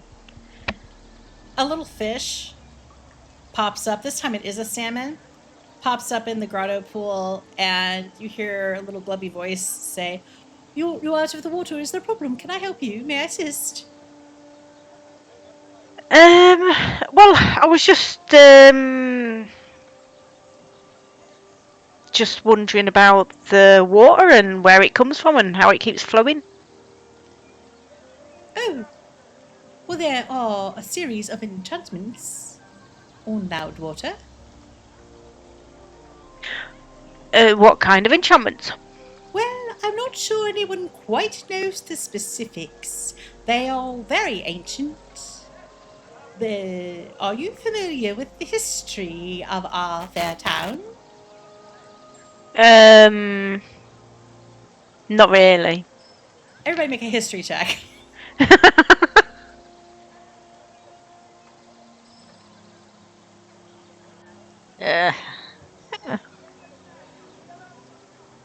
It See, appears I am. I did that because Kai traditionally 16 in a row.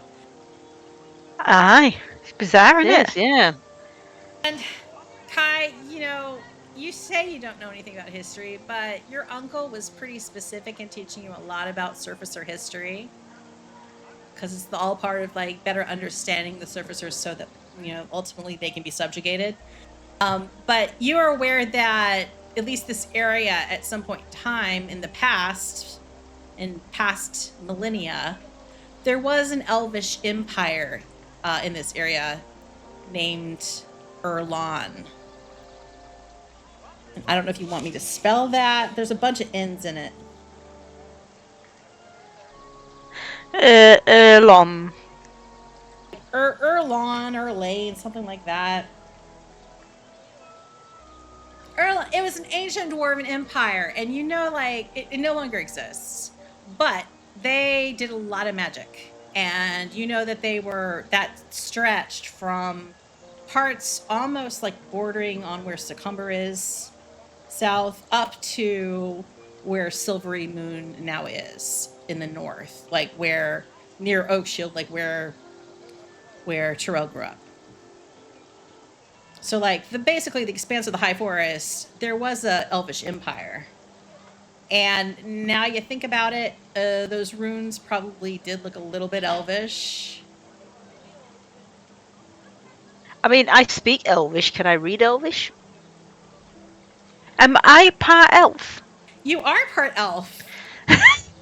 So you should be Yeah. able to bloody understand it. I'm half elf, so. You're half There we elf. go. All the elves together. Yeah. At least your mom says you're elf. Yeah. She says your dad was an elf. I thought my dad was a dwarf. No, Well, I mean, you your don't nursemaid really is a remember. dwarf. Memories are confusing, but she says he was an elf, and you kind of look like an elf. So you're not sure. You do have the chin scruff, Yeah. though.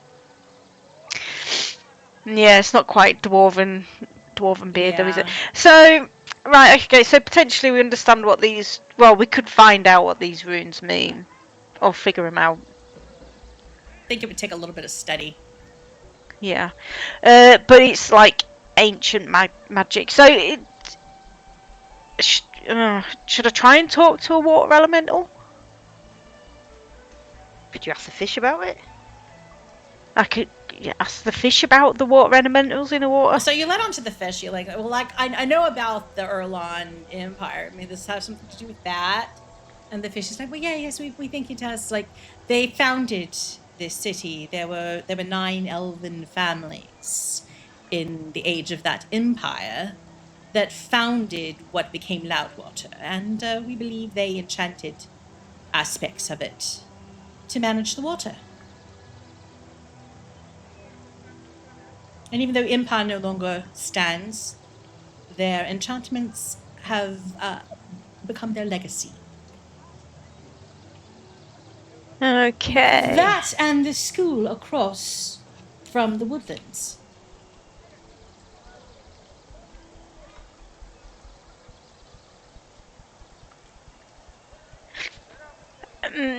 Right.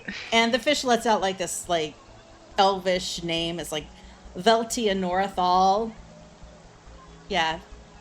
Velti'enorethal, the elvish school across from the woodlands. That's the school that what's his name was rushing off to, yeah? No, he was rushing off to just some Loudwater training academy. Oh, right, okay. This sounds elvish and fancy. And you do remember as you left the tree that there was this very ornate, like amphitheater kind of like kind of Grecian steps with columns and stuff, and you recall there were some fancy elves going up the stairs. And it looked here again, another posh looking building across from the tree. Okay. But were you going to ask the fish anything else about the water elementals? Oh yeah. Yeah. So the elementals that I've been seeing in the water, are they just here to bathe? Spy on us. You know what's the story there? The salmon giggles. Oh dear, you noticed that. Usually they're quite discreet. Discreet at doing what?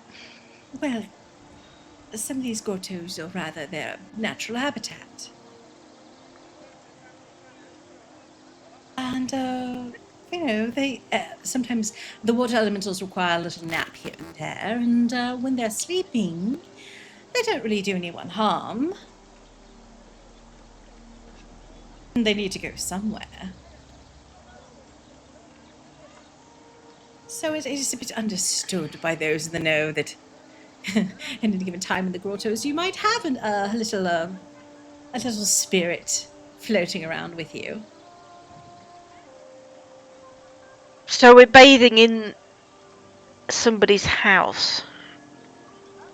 Well, the water elementals, so they're a bit nomadic, I suppose. A temporary accommodation, perhaps sharing a pool is a better term for it. Right. Okay. Can we do it? I mean, is Kai the only one who can hear this, or can we all hear it? I'm for the ease of role play, everybody can understand the fish when they're talking. At this point, Do we do an insight check just to make sure he's not fibbing to us? sure, you can do an insight check. I've been catching up on Critical Role. I remember how stuff works now. Ah! I rolled. Terel, you think that this salmon is being earnest to you? That this is, Yeah. I mean, it's a little bit weird, but it's something that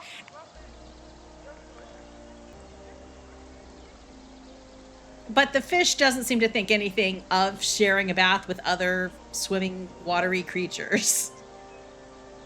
Okay, well, as long as they're not being forced, then. Oh, no. Rather, well, I would say that the presence of as many water elementals as there are is a bit influenced by the cult in residence. And there is a certain shit-eating grin on the salmon's face.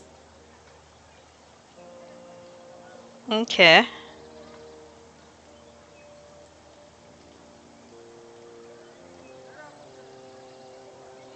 But by and large, all of the grottos, except one, is quite tranquil and very enjoyable for all concerned.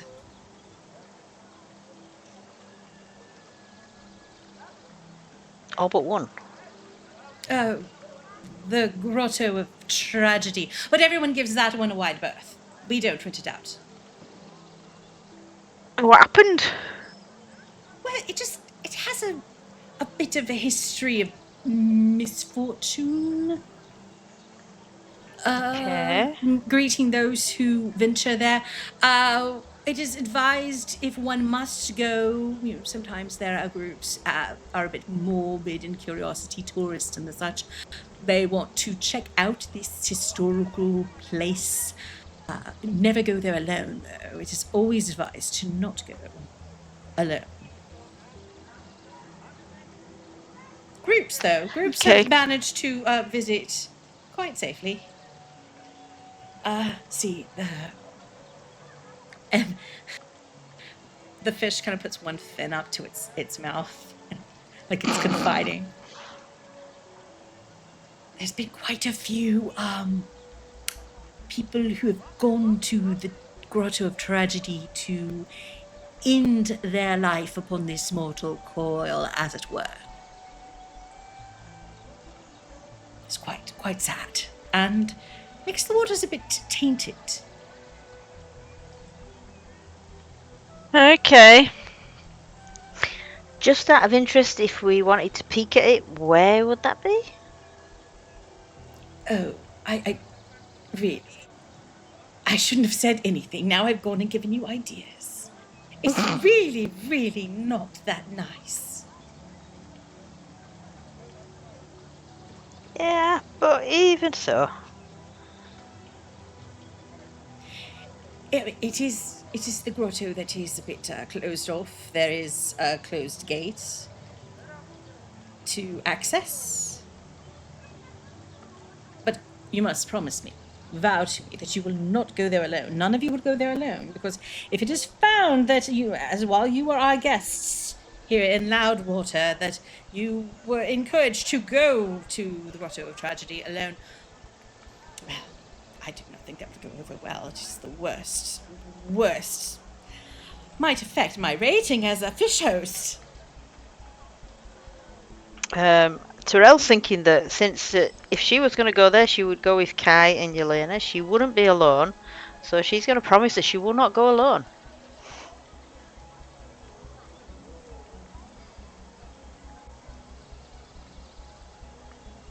All right, then. So you pinky swear that you will not go there alone. Pinky swear. Yep. So the salmon kind of gives you indication of the directions. It is closed off. There is a locked gate. They do not encourage trespassing, but sometimes, people get a bit, wild. Or, there's a late night kind of drunken dare and a group might slip in there. But for the most part, people give it a wide berth.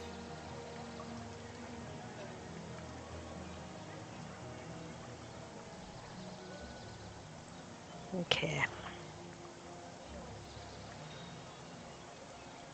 And absolutely, definitely, you should not go there at night. Never at night. Very bad idea. I mean, it's just general, don't go to scary place, spooky, bad history haunted places after dark. Even fish don't go there. Okay.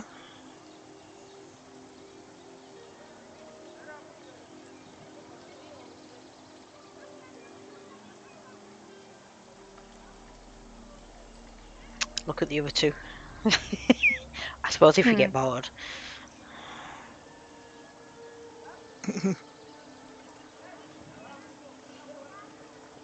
Do you have any other questions for your salmon? For our salmon. Salmon of truth. Where should we get food? What do you recommend to go eat? Well, the food at your you're from the woodlands. The reservation was from the woodlands. Yes. They're quite nice. There is also another. There's a tavern with a quite nice repast.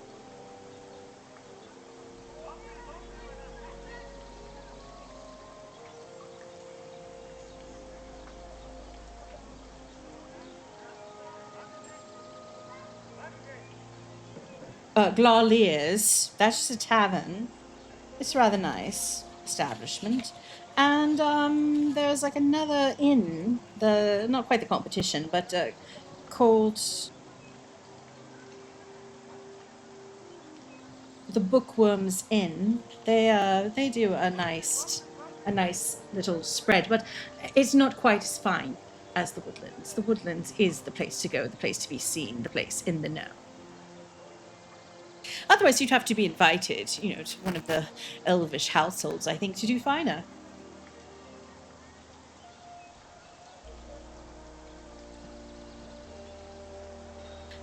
The hour comes to a close, and your little concierge person shows up, and they see you guys getting back in your armor, getting dressed again. They think, well, I hope it was all well. I hope it was all enjoyable. Is it hard to get into armor when you're wet? Yeah. Like Don't if you even put rust. raw on, it's really hard. There's a lot of squeaky sounds. It's like Ross with the leather pants. Yeah, exactly. Exactly. And yeah, and as the concierge escorts you back to the woodlands, you just hear these squeak, squeaks, squish, squish sounds. Sloshing in my armor. All the sloshing. But you are clean and sparkling.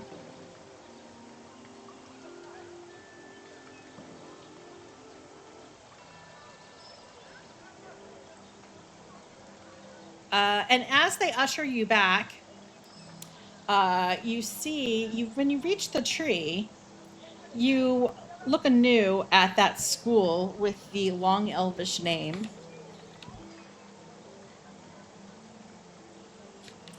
And it does look fancy. You see there are elves in fine robes going up and down the stairs, including that young couple that you saw eating at the tree before. They're now hand in hand and kind of shyly skittering up the stairs. And you also see a few other humans and half elves and even a couple half orcs going up and down the stairs as well. And then it seems to be there's a little bit of an opening expanse where there is an atrium. Once you hit the top of the stairs, a bit of an atrium lobby to the place. With several different benches. There are hanging plants, and you see a few circles of people seated in branches where there is an older elf figure seeming to give a lecture to those seated there. But the grounds extend farther beyond what you can just kind of glance at. So it does seem to be some kind of school of the elvish arts.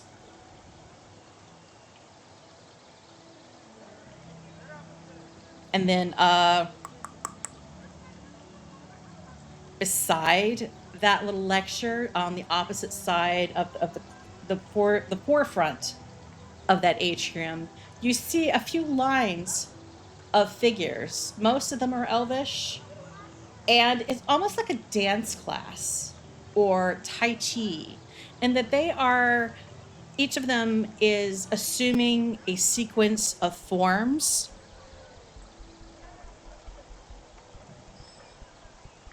But each of them has a bladed weapon in one hand. And they keep going through these motions of these forms that are quite graceful, as if they are doing ballet moves. But you also get a sense it is some form of martial arts. Terel stops to have a look. It's quite beautiful. But you see everyone in this class, they're rather on the young side. And some of them are a bit, there's a variety of skill in the grace of taking on these forms. But it does, in a sense, you relate to it from the sense of you know what it's like to train in martial combat. And you've had your own experiences learning different maneuvers for fighting an opponent. And you pull that from observing these young elves.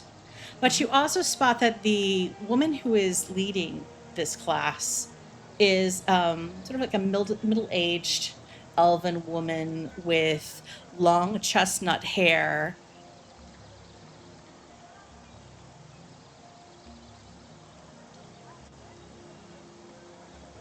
I don't know if you cut out or not. Yeah. I probably did cut out. All right, you got to long chestnut hair. Long chestnut hair, flowing robes. And as she leads these young people in these forms, and she does them, it is beautiful. It is like a highly choreographed dance of what would be a master, like a prima ballerina. And as she moves her scimitar weapon through the air, there is a slight ringing sound, a hum, almost of music as she moves. But that ringing sound doesn't come from any of the members from her class. Right.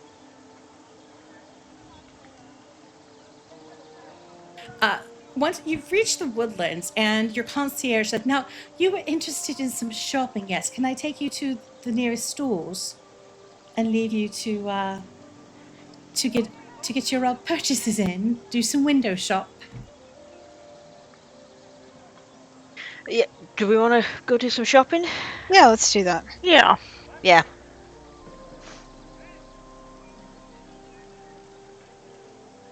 All right, and you were interested in what, the alchemy? Yeah, the alchemy. I guess, definitely the alchemy, and I guess just can we walk down the street to see what's there? Yeah, the concierge takes you down the street a little bit, takes you to like what's called Ivy, or like Vine Way, and there's like Ivy cascade kind of, and it's like this market where you're in the thick of the hanging gardens, but it is now intermittent with shops. In and out there are various coster masters that are the people growing the fruits and vegetables from the hanging gardens, and you see them at work amongst the little networks of sluice flows and plumbing that keeps this hanging agriculture alive.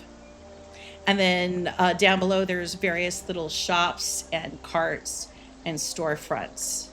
And it doesn't take long before you pick out a shop that boasts, it is the proprietor is Lady Beatrix Beezen Apothecary.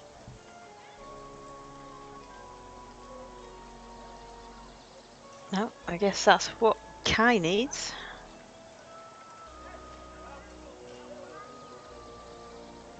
Do you know what you need? I have no idea what I need. I thought I might just go in and have a look around. Exactly. You'll know. See if there's no when you fancy see buying. it. Do a bit of window shopping. Maybe get something nice, a little souvenir.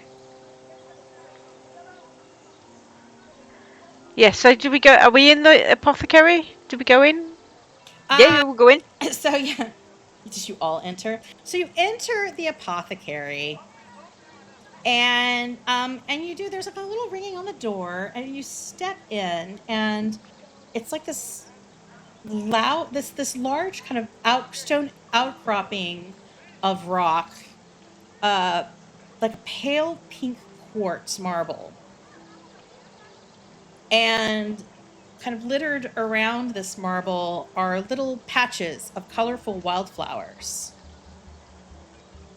And you look around the shop, and at first it seems quite empty, and you don't see any wares. But you see, all at once, there's like this little glimmer, and it's followed by a small shower of rainbow pyrotechnics above the rocks.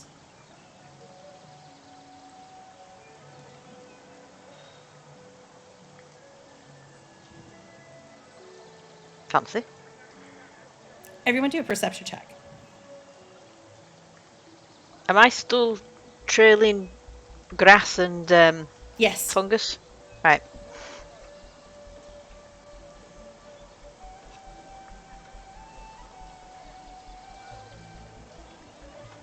Hi. Never mind. None of you rolled high enough. God. So you're like looking around, it's empty, and you're like, what is going on here? Is this place open?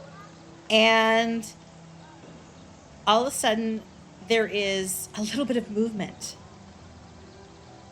and a buzzing sound.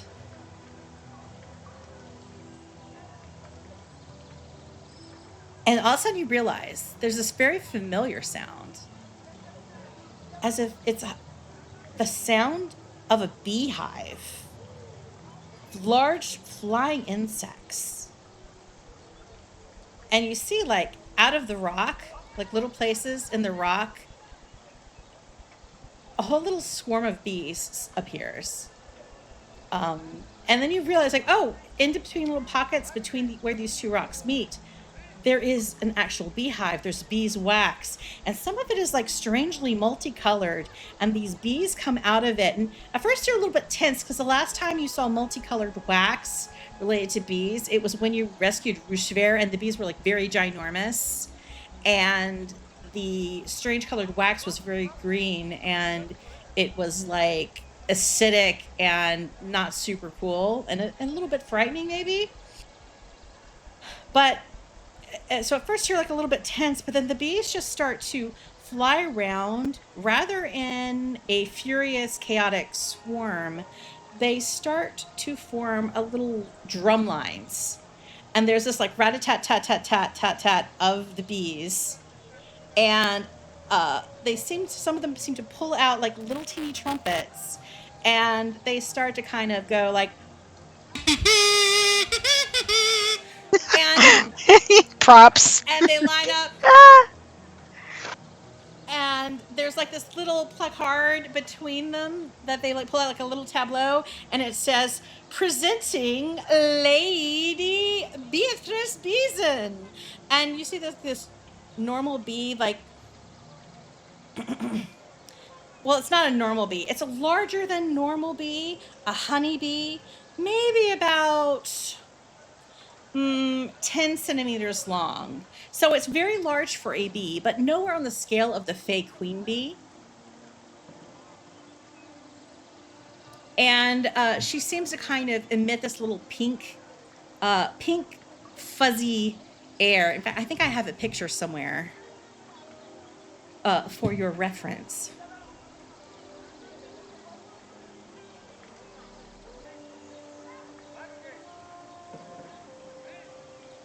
Oh. So this like very slightly colorful, slightly larger than normal bee.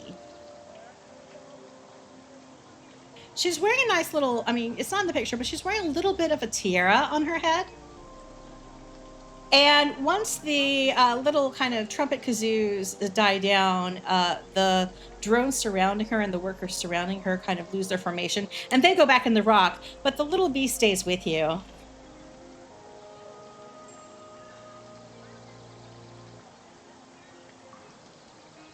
And she just rubs her little forelegs together as if to clean them of stray pollen, and she exclaims, "Oh, oh, mighty me, customers!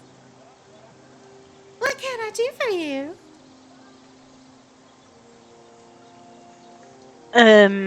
Well, we just popped in to have a look around to see what you had available. Ooh, I have lots of things available. Did you have some theme in mind? Are you more inclined for healing? Or are you more inclined for personal comfort? Or are you more inclined for strange enchantments? Yes. Well, that doesn't narrow it down at all. I know. I'm sorry. Healing is probably not a bad idea. Yeah, I was going to say we probably need some healing stuff.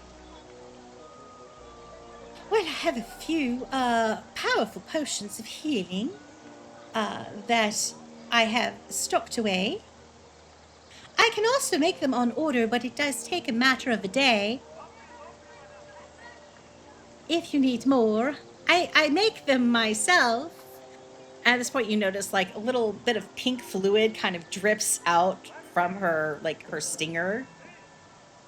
And there's like, you see, there's like this apparatus attached to her lower, like, was it thorax with a little vial, and it's like collecting what would normally be honey. Okay, so she's a magic bee. Yeah. So you You gather. didn't get that from the talking? I'm not gonna make you do a nature check, but you gather that the potions are bee spit. Mm. Well, as long as they heal, it don't really matter, does it? No, that's true. And as long as she's not harming herself to make them, that's fine as well. Oh, this is my occupation. It's what I do. You know, to keep myself busy. Everyone needs an occupation. True. Okay, well, how many healing potions do you have available at the moment? I have 2 greater healing potions available at the cost of 300 gold each. And I have 1 superior healing potion at the cost of 1,000 gold. Hang on, I need to find me gold to plat ratio again. Isn't it 10? 10 No. 10 gold to a plat. Yeah. Right, so 300 gold would be 30 plat, yeah? Yes. And 1,000 gold is 100 plat? Yes. Okay. We could definitely afford the... Yeah. So who's got the most hit points who would benefit from the superior? That's not me. I've got 72. Yeah, that would be you then. But I've got to lay on hands.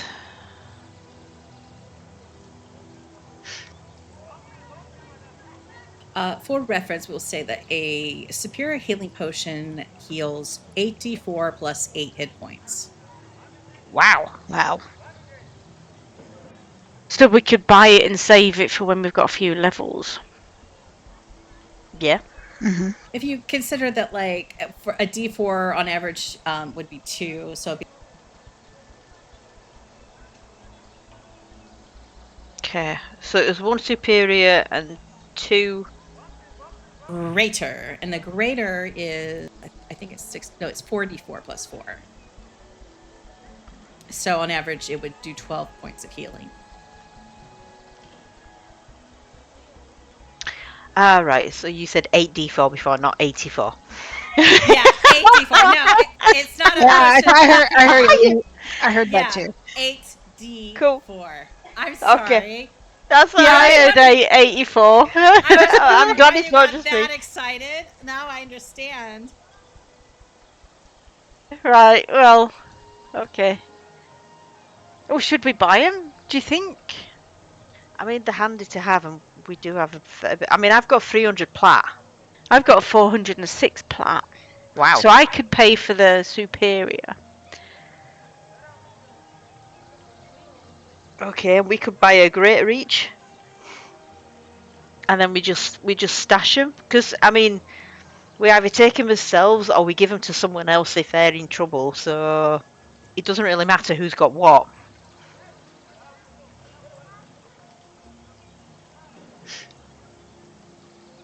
Unless there's other stuff to buy and she gives us a discount. So should we ask her what Those are else the she's got? healing potions she has. Okay, so we're interested in those for sure. Mhm. All of them. Yes. And then you said Alright. something about I will set those little vials aside for you then. what was it you said? Other than personal comfort, the other one? I can't remember. It's probably more, enchanted Enchantment. things. Strange enchantments. A Okay. bit of everything, a bit of weird. Sometimes I get a bit, sometimes I eat the wrong flower. And strange things happen. So Alright. what have you got in that category then? Oh, no, see, these two things actually, I'm not sure if this quite falls in the healing category, but I do have this anaphylactic amphora.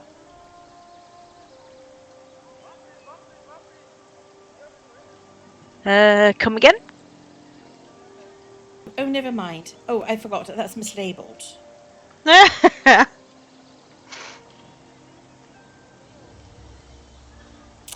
Yeah, I think it's a phylactic amphora, actually. I thought it was something that protected you from poisoning or cured poisoning, but no, it actually poisons.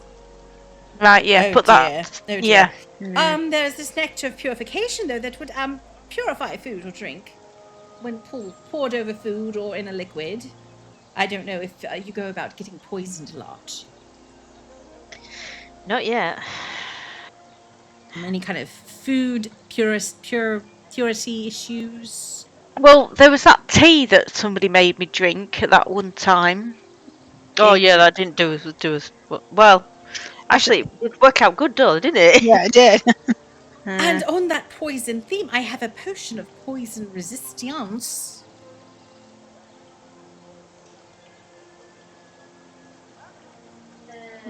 Well,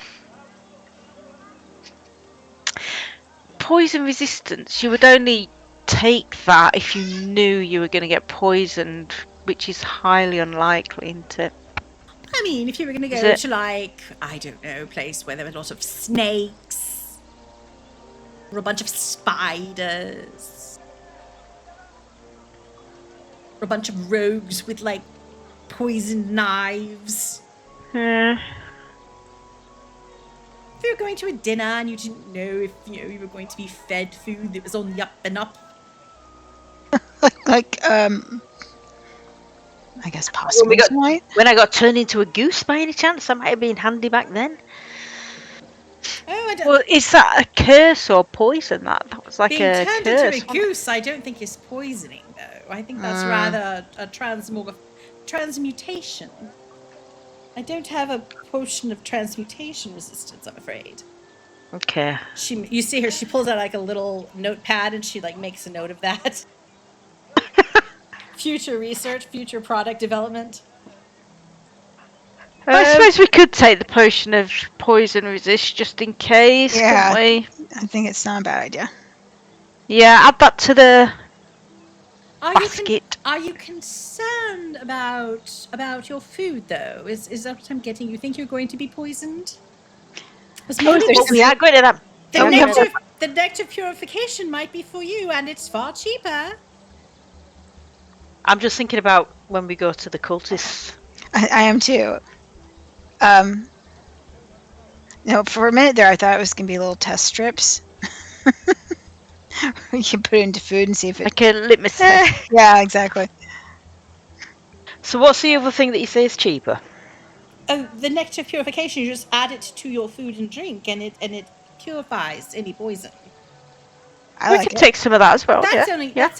that's only 80 gold, and I have 2 of those. Whereas the potion of poison resistance, that is 600 gold pieces. So you see what I'm getting for the economy. Okay, so maybe we take the 2 purification things instead then. Yeah, and one of us just doesn't eat. I'll make a pie. It's fine.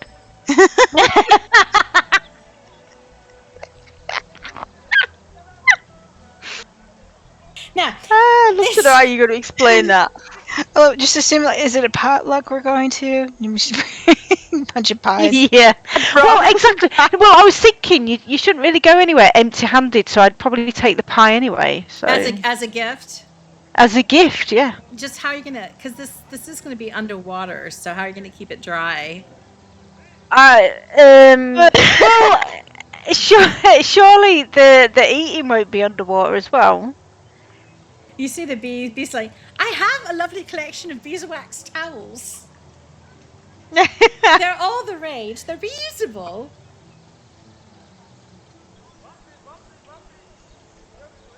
Great for storage. Replaces, that terrible, what is it, that arcane wrap that's so shiny and clingy. Mm. The alchemical tissue. Cling wrap. Yes, cling wrap. Oh, cling film. Just alchemical I'm a nonsense. I'm a tinfoil girl myself. Yeah. Right. Okay. So Yeah, I don't know. Can how- we eat underwater? yeah, but if we can we breathe underwater? Well, I'm assuming they would sort that. I think they did tell you that they would take care of any breathing underwater. Okay. I almost forgot. I've got that cap of underwater breathing, too. So So Yelena's sorted regardless. Okay. that way. So that We'll just brings us to the. Do we have anything that any spells for or any potions for underwater water breathing? Hmm. It would actually be a very useful thing.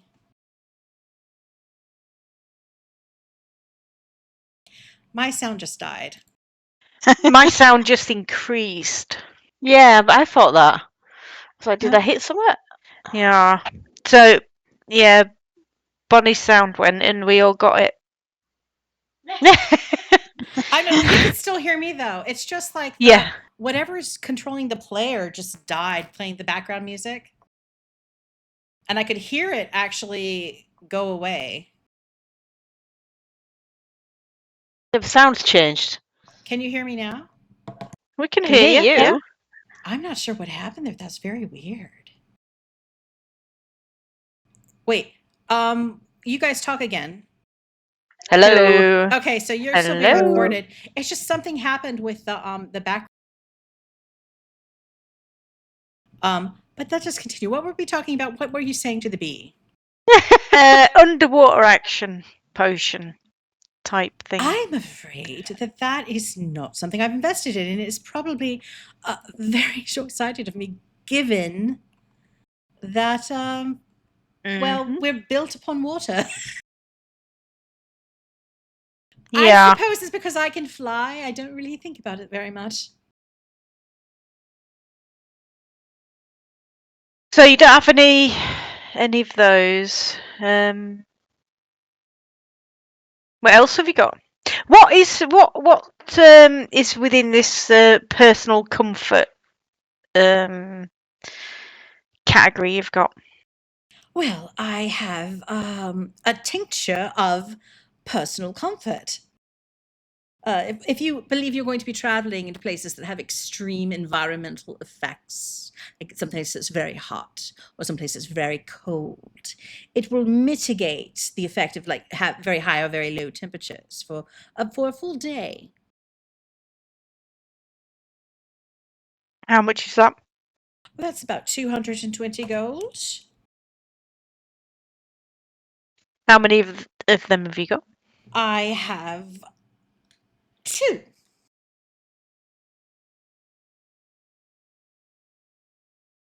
I also have this little bit of this is a well-known potion. It's a classic. It's a bit of extra natural armor, a potion of bark skin. That is 300 gold.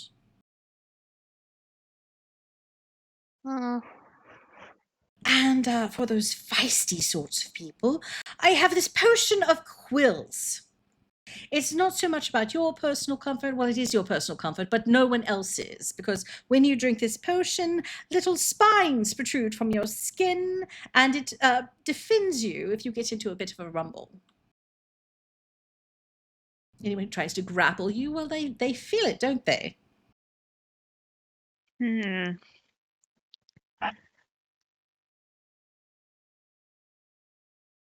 There was, when I was discussing the anti-poison effects, this little one that got mislabeled, this anaphylactic amphora, it's the kind of thing where you might want to slip it into someone's drink, and there's a chance that they will take some poisoning damage.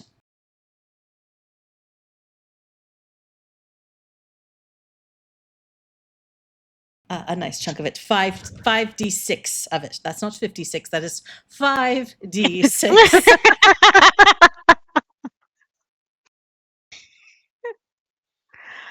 Oh dear. And then lastly, I have this wonderful elixir of a maximum effort. It's a hardy concoction, and it grants advantage on its drinkers' attacks, saves, and checks for, well, only about 20 seconds. But it also has a chance of applying a level of exhaustion because you are giving maximum effort. However, if you're in a time of extreme crisis and you need to act at your absolute best, and you want to assure that, this is the drink for you.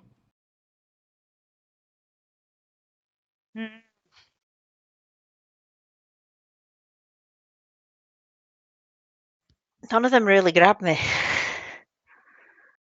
I don't know about you. I think I have. Oh, I have something. What I'm working on right here is it's something to do with speaking with animals, animal I can do that. handling. Yes. If you find you need to get animals to cooperate with you better, it will help you out with that for a full day. I think I've got that. Well, I guess so that way you don't have to spend a spell slot. I don't think it's quite animal friendship, but it does assist with making you just a little bit more friendly to animals. I'll leave the animal stuff up to my companions. So I can do animal friendship and speak with animals. So this is something that sort of enhances that. It basically Is the same adds thing. it adds +2 to your animal handling checks for a day.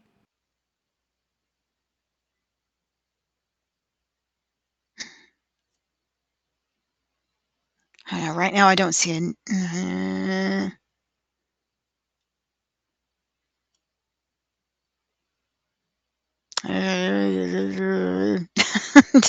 decisions. How much was it again? Oh, that is just 100 gold pieces.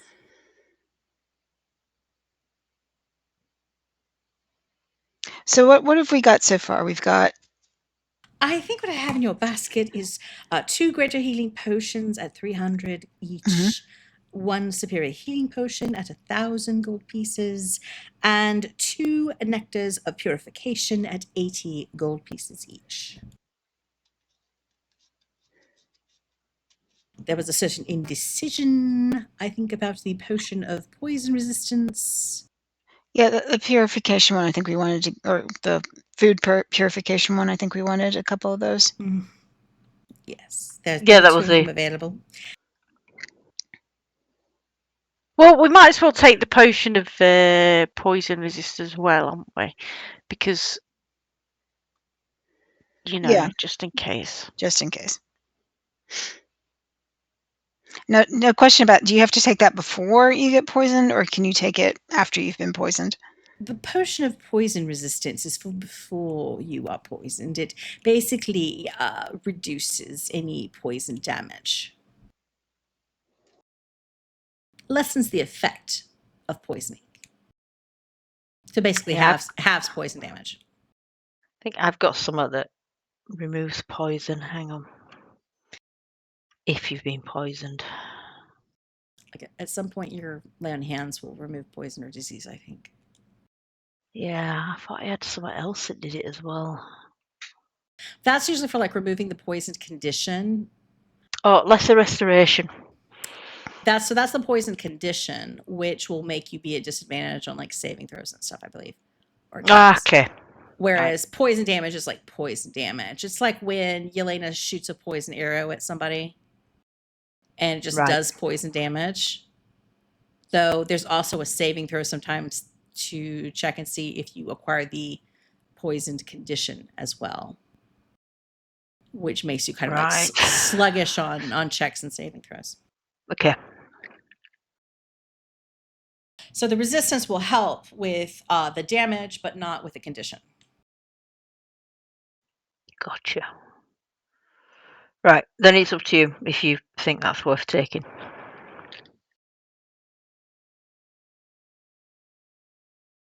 Don't know now. Yeah, we'll take it. We'll take it. Okay, that is an additional 600 gold. All right, so I what are we need up to to throw now? in some money here. I'm adding. That's a total of 2,360 gold or 236 platinum, depending on your denomination. Do we get a discount for buying lots of stuff? You can make a persuasion check. Okay. Oh, I got a +3 to this. Just Terel? Yes, just Terel. Terel, with a total Yeah. of 22. Yes, you are a bit persuasive. And she gives you a 10% discount. Or no, wait. She will make it an even 2,000. Oh, cool. Nice. Do we want to just split it between us then, or? Yeah. So Yeah, that's fine with me. So how much? What was the total? If one person takes off like two people take off 6. Wait, no, 2 people take off. I can't math anymore. Give us it in plat. 2 people do 60 plat and one person does. I'll do 80 plat because I've got 406. Okay, All I've right. got And we do. 335. So we take 60 off, yeah. Yeah. I have to do math again. In your party inventory. Oh no, I can't amend it. You've got to unlock it now. No, they've changed it and it's annoying me. Yeah. Oh, which reminds me, it seems to have lost the extra damage he gave me on my bow blade against the undead. You know, you put an extra entry in. Ooh, I think I put an effect on you. All right, okay. But let me look and see because the update could have removed something. All right, mine's locked also. Your money's locked? There's a little red padlock at the top. Ah. You click on that. What? Why are you locked? I don't understand why you've been locked. Yeah, It's changed the UI. It's updated. Yeah, and because like I clicked on the unlock bit and then everything changed on my spells and stuff, so I locked it again. Oh, well, that and it went back to normal. Your own personal inventory. That's for like if you want to remove stuff, which I'll do usually, but you guys usually don't have to do it. Yeah, let me look at you, Terel. Okay, things just changed. That was very strange. Yeah, and I'm not sure the action sheet's changed. Yeah, I'm not sure if I'm going to remember how to do stuff. It stripped off your effect. Let me add that effect for your damage back. Guys, they're an undo. I don't know what it just did. What did you just? If you just click the unlock, it just changes the. Yeah, but then I went to change. I went to change the number, and it put it in the description for some reason. I know I didn't click on that. Okay.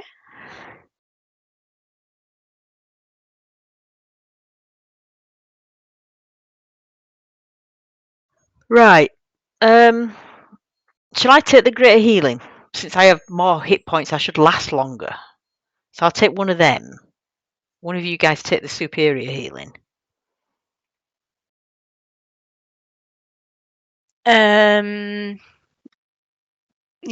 do you want the superior healing? I'll take it. All right. I don't know what happened there, but I fixed it. Have you fixed it? Cool. And then what we're doing about the nectar of purification stuff?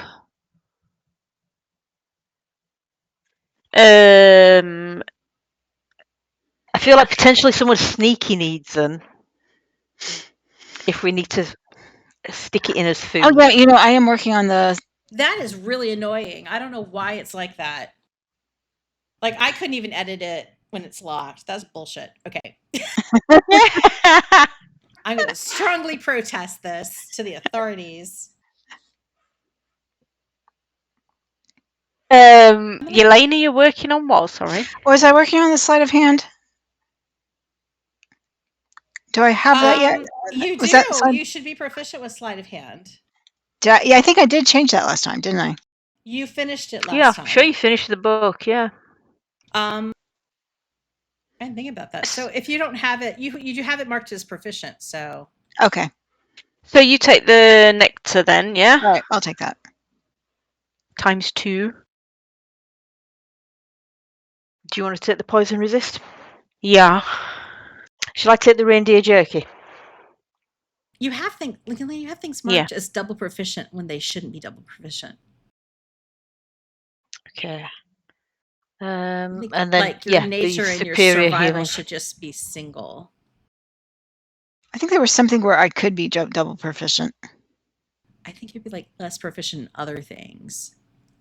Like you can take it twice, but then that means you don't take other things. If that makes sense. Like you start out with like 4, Mm-hmm. and then an Yeah, it's been item so long, I don't even- or like reading that tome gave you I don't know another why- one. I shouldn't be. Oh, the animal handling, athletics, deception. I don't know why those are picked. Okay. So like Those got highlighted for some reason. maybe that's why they added the locked. Because you can accidentally click. Because we keep buggering up stuff. Because because I think you're only I like just stop the half. players from doing stuff. Wait, is animal handling, should that be marked or not? Not. Because yeah, I think all of you should be things that you're proficient with. Total. I think there was. It might be something due to the class where I was able to get a double proficiency though. I don't remember. You know, it's possible that your Fey Wanderer made you proficient with something. Right. I think that might have been. Because I think I put it to survival and stealth. Well, I think you still have that. Actually, Ranger gives you 2. So it's like your background gives you proficiency in 2 skills, and your class gives you proficiency in 2 skills automatically. And sometimes there's like an extra thing for some reason.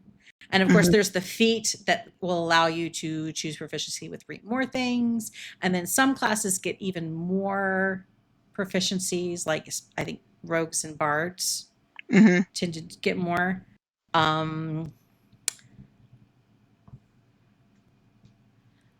But I think you're at the right thing now. Okay. You do have an effect that gives you +2 to stuff, to things that rely on charisma checks. You get a +2. You get to use your wisdom score instead. Okay. So that might be what you're thinking of, which is kind of like half proficiency, I guess. But we gotta. Oh wait, let me make sure that effect is on you. Yeah, that effect is on you. It's the otherworldly glamour. Back to whatever you've taken the money out of your inventories. I put the stuff in the group party sheet. Yep, we've taken ours. I Just see that Yelena some has needs been to grab taken. hers. So yeah, the superior healing and the 2 nectars of purification are still there.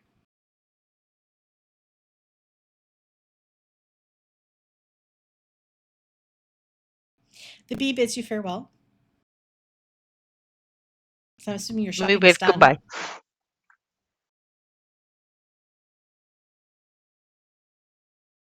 There's some other like kind of like armories and enchanting places next door.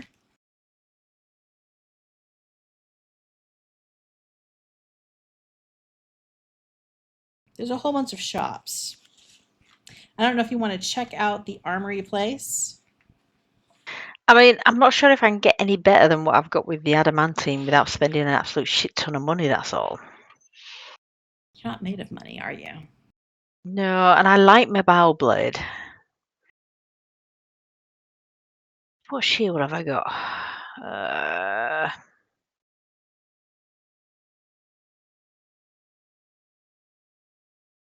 I can't find my shield.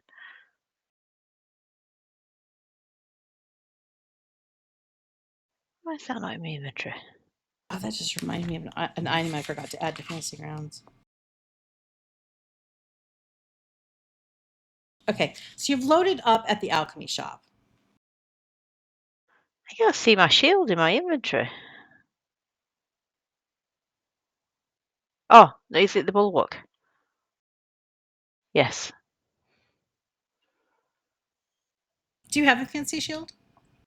I have the relentless bulwark. It just says it's a hefty metal shield. Which I'm assuming adds to my AC.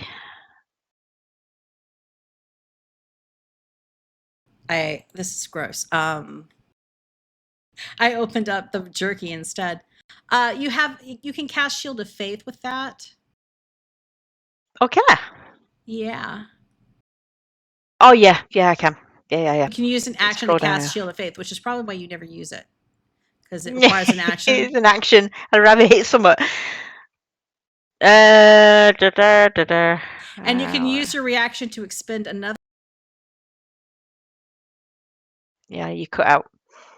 Okay. Whenever you would fail a Constitution saving throw to maintain concentration on a spell, like a moonbeam, you can use your reaction to expend a charge from the shield to succeed on the saving throw instead. Okay. I'm starting to think there's potentially nothing worth going to the armory for, unless I can get something built for Sprinkles.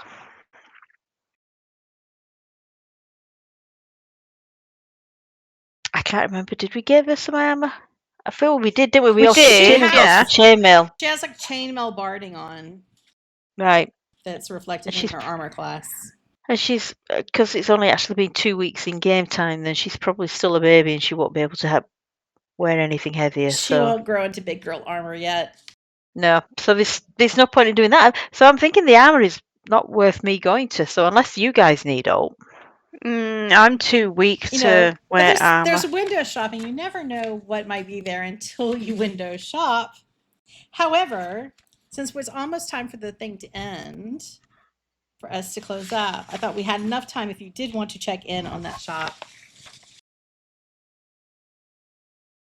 Let's swing by just in case it's all interesting. You never know. Because didn't the woman in the hotel tavern inn say something about one of the armorers Makes focused things on out wood? of wood. Mm-hmm. And maybe it would go nicely with my bow blade. Yeah, all right, let's go have a look. All right, so a few doors down, you find a sign. Armag's Armoire of Arms and Armor. There is an orc behind the counter, and he seems to be polishing up a shield. You're immediately struck by it looks like it's made out of steel. This heavy suit of armor at first glance. But as you study it further, this gleaming armor, you realize that it is actually made out of wood and has been enchanted to the point that it has become ironwood. Ooh. Can I help you? Looking for something particular today? Well, I'm just a bit intrigued by that suit of armour there. Yes, a grey ironwood suit. It is one of my prize pieces. The finest of my craft. I mean, it's very beautiful. Isn't it? It is quite lovely. This is me buying time so I can get to where I actually have the description of what the hell it is.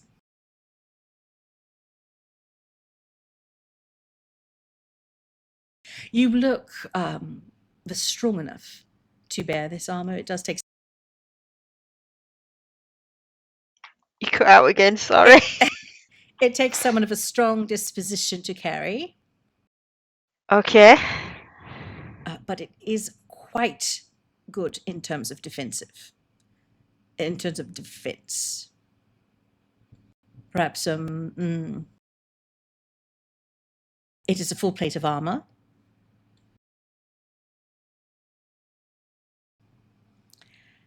And it is a rather rare enchantment as far as armor goes.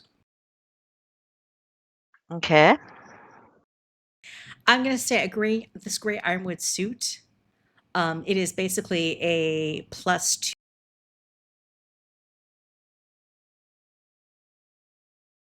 I think you cut out again. Okay. I don't know what's going on. I don't know what's No. wrong. You got to +2. It is a +2 suit of full plate. So Okay. it would grant you an armor class of 20. Oh, really? Yes. And then does that stack with the +2 from my shield? Yes, your shield would give you another +2 on top of that. Okay. How much is a pretty armor, please?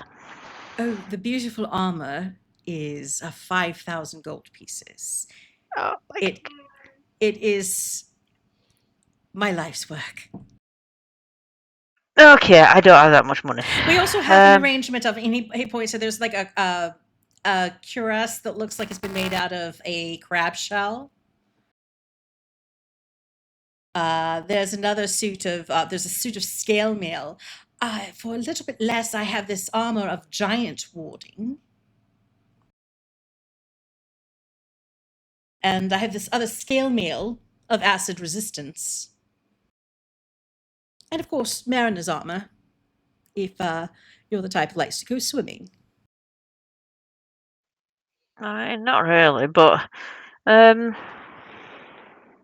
finishing up this shield. It is a bit particular. I'm proud of it as well. It is what I like to call a returning shield. It can be used as a weapon. It can be detailed. That is part of the price. okay. The benefit of this shield is as a I don't know how to explain this, but as an extra attack after you, if you fight with a sword and a shield, you can take your attacks with your weapon, and then as a follow through, you can throw your shield at an opponent, and it will come back to you. See, the rim is very sharp. You see, it's like a bladed weapon. That's also very interesting. Think Captain America. Yeah. You can totally Sam Wilson it. Okay. Okay, so how much is that? Oh, this wondrous shield is, well, let me double check. It is also a +1 instead of the normal 2. Sorry, you cut out again. It would add 3 to your armor instead of a normal 2. Okay, yep. Because it's a +1 shield. And this is the item that I forgot to add. Thinking about since I went to see the Captain America movie. Okay, so you didn't actually give me a price, sorry. I haven't. I'm like double checking what it would be versus a comparator.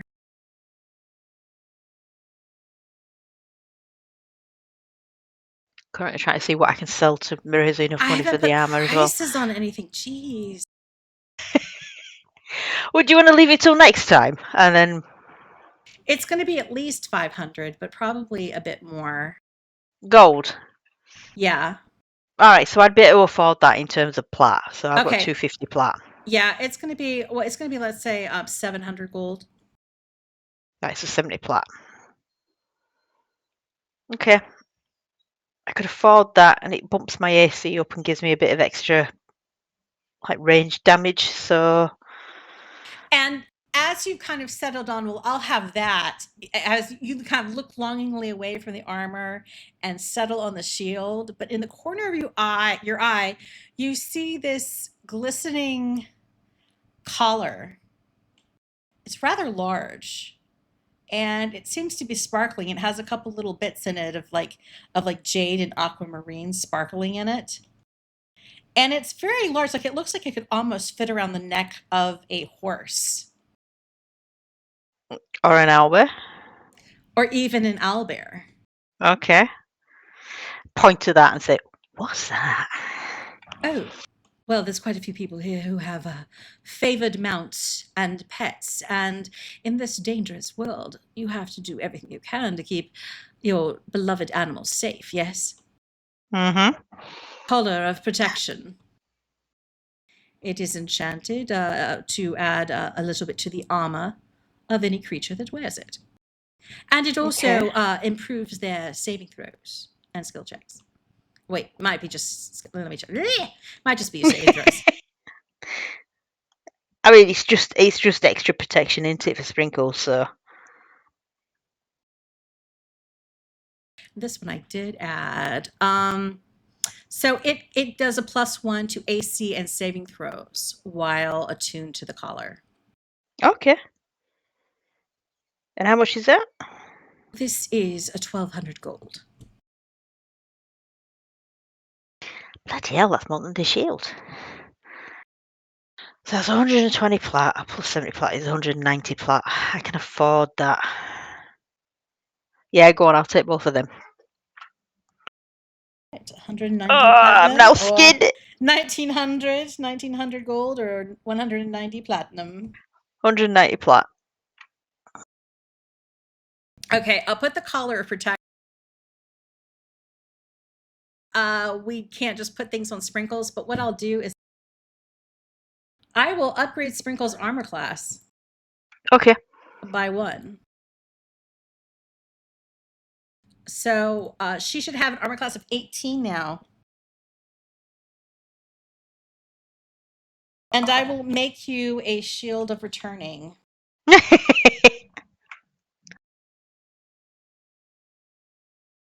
Now, while you've been debating about all of this stuff, there have been various customers who have come in and out of the shop. So, Terel, while you've been shopping, Kai and Yelena have had opportunities to kind of eavesdrop if they want to on the other customers. Always. Sure. So, make perception checks.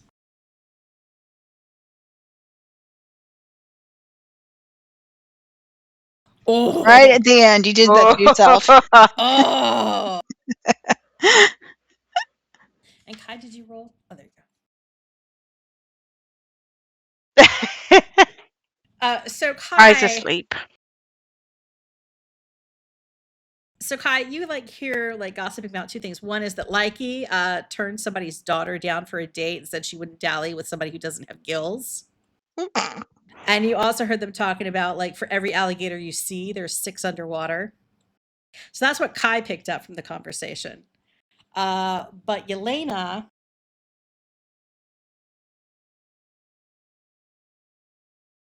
you picked up a couple things. What you heard people talking about, they haven't heard a lot. There hasn't been anything heard from Oral Barl in a good month. and they're talking about when somebody hasn't heard from their cousin, they're wondering if the giants have caused the same kind of trouble there that they caused in a place called Lork. And then the conversation turns to that there's an observatory in the mountains near Oralbarl, and they're talking about how there's a dwarf that runs it. That he's looking to the skies. He talks about aliens. And she talks about his name was Muldy Marstein and used to travel to Loudwater in a hot air balloon before the cultists came and cleared the skies.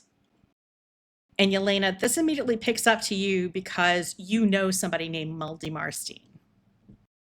That he was a member of the Moonlight Men who fought against elemental evil and the cultists way back when.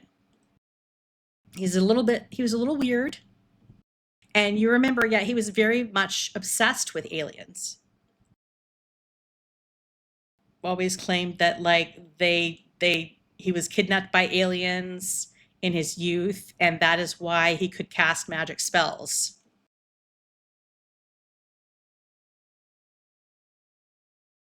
But the idea that he travels around in a hot air balloon, that does kind of sound like him, because you remember he seemed to also be the kind who liked to make fantastic machines. You also hear something about how somebody was talking to a ranger, one of the gulls, who said they saw signs that the Zentarum were working in the Southwood. And they reckon that they were tied to the business of the logging camp.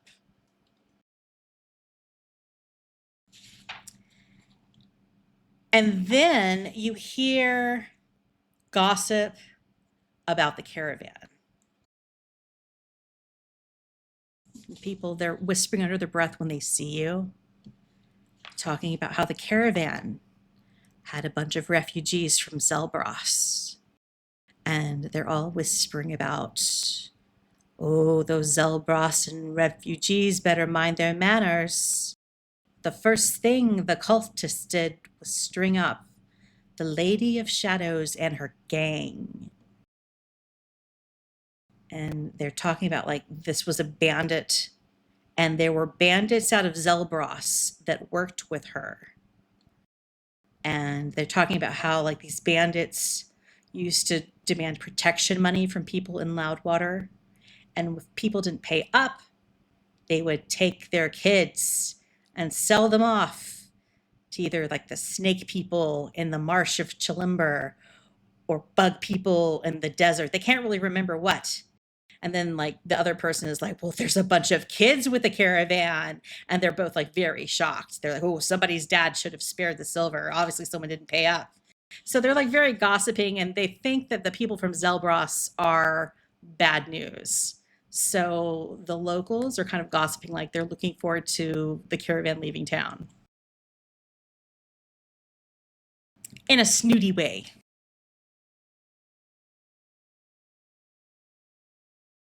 So that's the gossip you pick up. So Terel, your shield gets all wrapped up, the collar gets wrapped up, or actually Sprinkles is with you.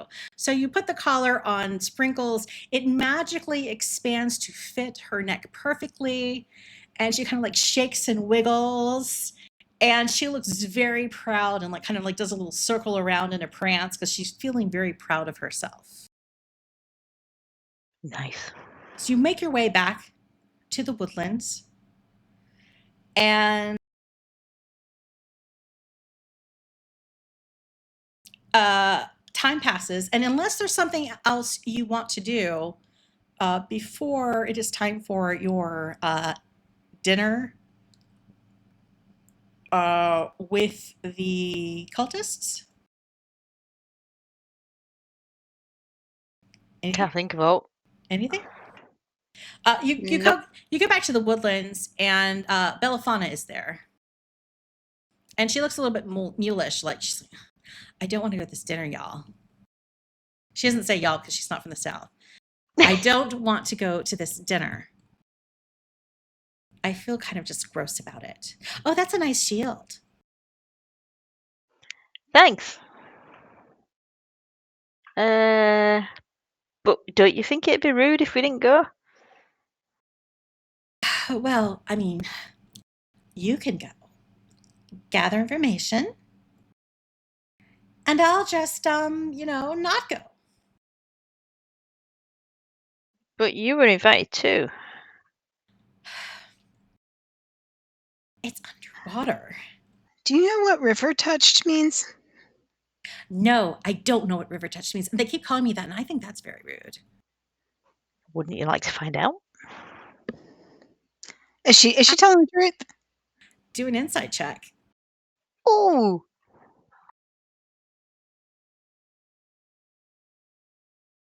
She does not know what river touched means, and you can tell that she is obviously like worried. She's worried that she might not like what it means. I'm just wondering if she's got protection from water. Somehow, some way. yeah. So you're going to try to convince her to go with you. I wonder how long it is to get to the to wherever it is we're going.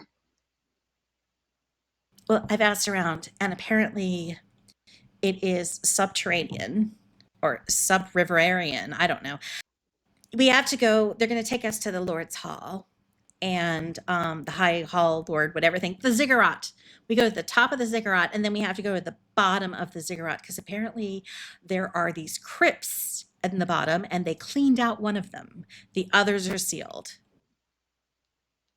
The path towards this crypt that they've cleaned out goes underwater, and that's where the cultists' big shebang and temples are. We'll be in their lair. We'll be underwater.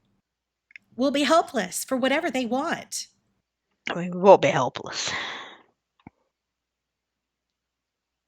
I mean, okay, you guys are very competent, and I appreciate that you're competent. But don't you think we'll kind of be outnumbered? I mean, what if something We've goes been wrong? outnumbered before. You're not taking sprinkles, are you? I hadn't actually got that far in thinking about whether to take sprinkles Well, or maybe not. you should think about it. I mean, it's almost sunset.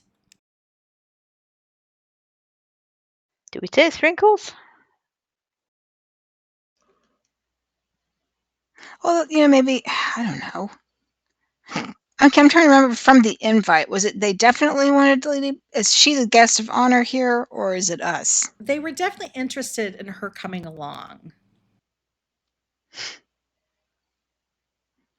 So there is a particular interest in her, but they invited you directly to dinner, and then they were like, we would like for her to come. And they were indifferent about Jomont, Right. who, you haven't heard from, so you don't know where he is. We ditched him. Yeah. Really, hey, guys. Jomont wandering around Loudwater, trying to find out where the rest of his party is. Hello. I mean, I'd take sprinkles because if all does go wrong, she's extra, muscle. Yeah. Owlbear underwater. Okay. Well, I mean, yeah. No, it's fine. I mean, they said that they were going to make you guys, give you guys the means to breathe, and that you should not be concerned about that. Yeah, and if they lie, then we're all going to drown. So, Well, Yelena won't. That's right. except for Yelena, yeah.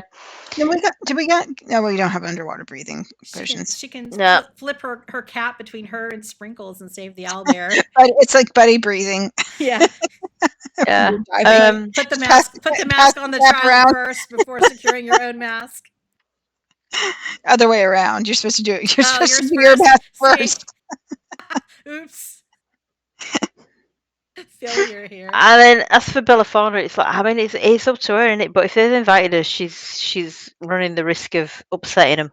Okay, anyone who wants to make a persuasion check that you're like trying to be like, I feel like you should come, but you don't have to.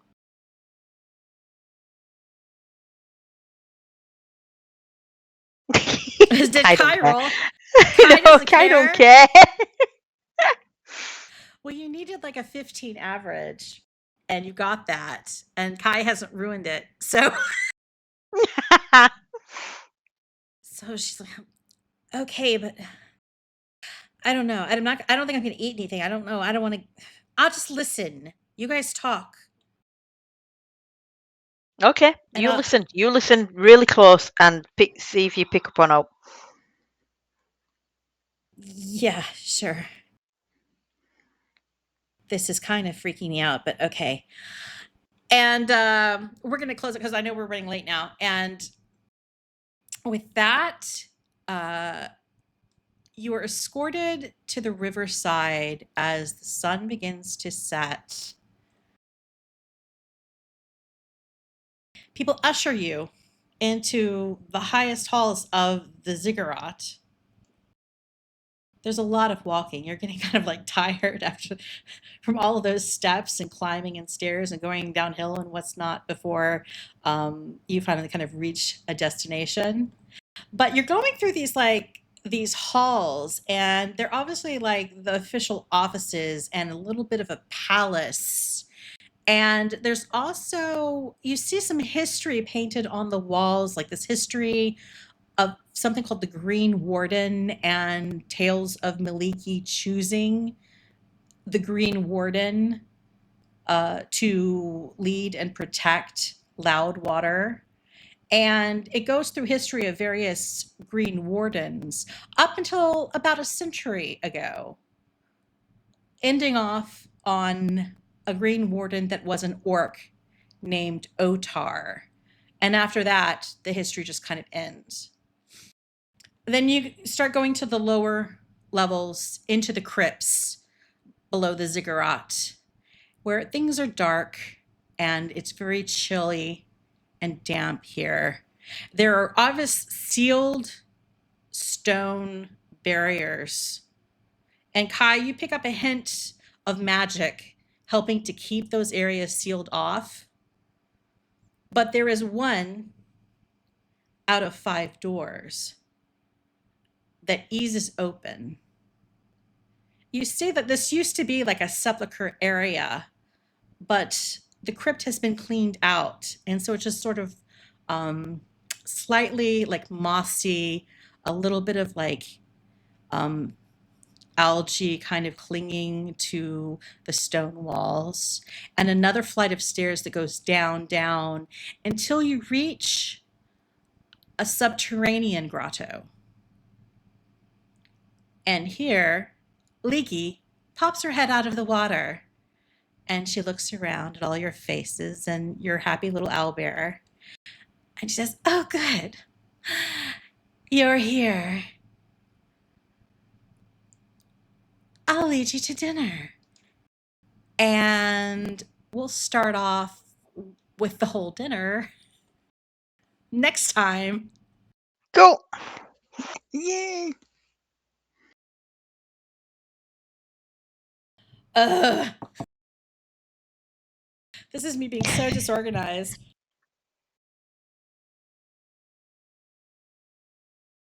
Okay. So I feel like all over the place. This is like I discovered like last week that there was like a whole bunch of actual stuff about Loudwater history and a whole set of adventures in Loudwater that existed from 3rd edition. And so I was like actually trying to incorporate some of the stuff that already existed about the town, but I didn't remember all of it. And the rest of it was just the stuff I made up already. Okay.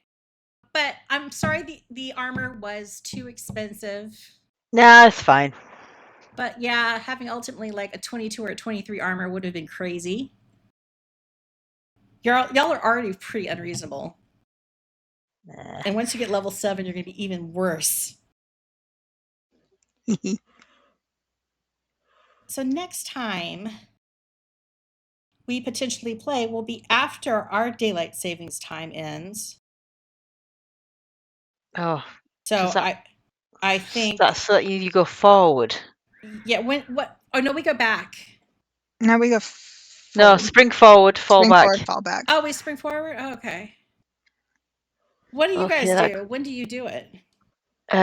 Last Saturday in March, so that'll Okay. be the 29th. So we might be out of sync because ours goes forward on the 9th. And theoretically, the next time we play would be on the 15th. Yeah, I'm just wondering if that means that it'd be at 7 p.m. instead of like, because we can't do 3 hours at 7 p.m. Sorry.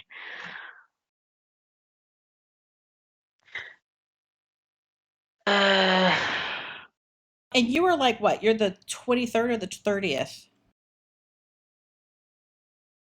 what our daylight savings time is the 29th to the 29th, 30th that weekend. Yeah, so it'll be the 30th.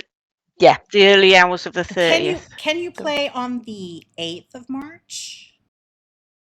That would be the day Yeah. before we switch ahead. Yeah, we don't have anything then. And then we'll just like resume the normal schedule next. I'm not going to be available. I'm Okay. not- All right, there we go. Sorry, I was Well, like trying we to look at my might- calendar. I was like, we wait, might wait, just wait. we might just skip March because there's going to be like an issue. And unfortunately, normally I would suggest meeting an hour earlier, but I've gone with this class thing and agreed to do Saturday morning meetings. So now I can't do a 12 o'clock. Okay. Unless we just- unless we want to play on a Sunday, but I don't want to do a Sunday. Mm-mm. No, no, can't do Sundays.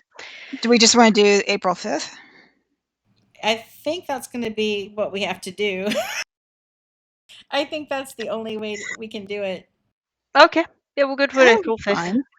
So we just what are we going to play twice in April or just then?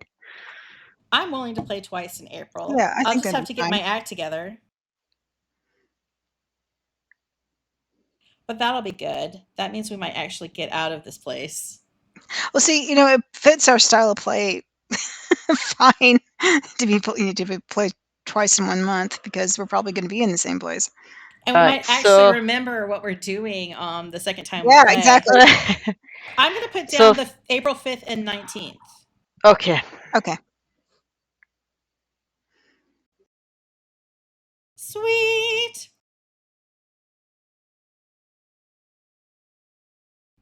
This is good too. I'm hoping like the second weekend in March, I have less stuff to do for school because it's kind of like the shift between the semesters. So I'm hoping I might actually do something in terms of. What classes are you taking?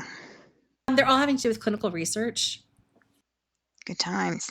So I'm doing like a protocol writing class, and I'm doing a pharmacology class.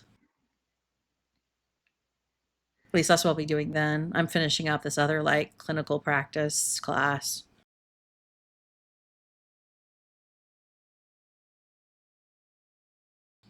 I'm so ready for it to be done though. I'm over taking classes and going to school. I thought about doing more, and it's like, yeah, no. I mean, Yeah. I really like learning. Like I like the ongoing learning process, but sometimes, when there's a lot of, say, busy work assignments or something, or like Yeah. it sometimes just gets like you run out of having enough time to recharge from week to week. Because Right. that time is like valuable, and that can just get to you after a while. It's easy for me to sit here because I work from home and keep working and keep working. Yeah, that's the hard thing too. Then I woke up and it's like, oh, it's 7 o'clock. I need to step away. Yeah, being like, I need to stop now and not work for another hour Yeah. because it's so easy to finish this one more thing. Ugh. Okay, I'll let you go. It's so late. Oh my god, it's 4:30. See you all next But time. I hope that was okay in terms of it being a non-combat wandering around this Oh place. yeah, that's gonna be fun. I like those. Always Okay. like the shopping. And I do want to move to Loudwater. So yeah. Trying to make it enchanting. I mean, it'd be super perfect if it weren't for like all the cultists. Well, yeah, exactly. All right. Well, All right. have a good rest of your weekend. Thank you. Thank We'll you. speak to you in a few weeks. All right. Bye. Bye-bye. Bye.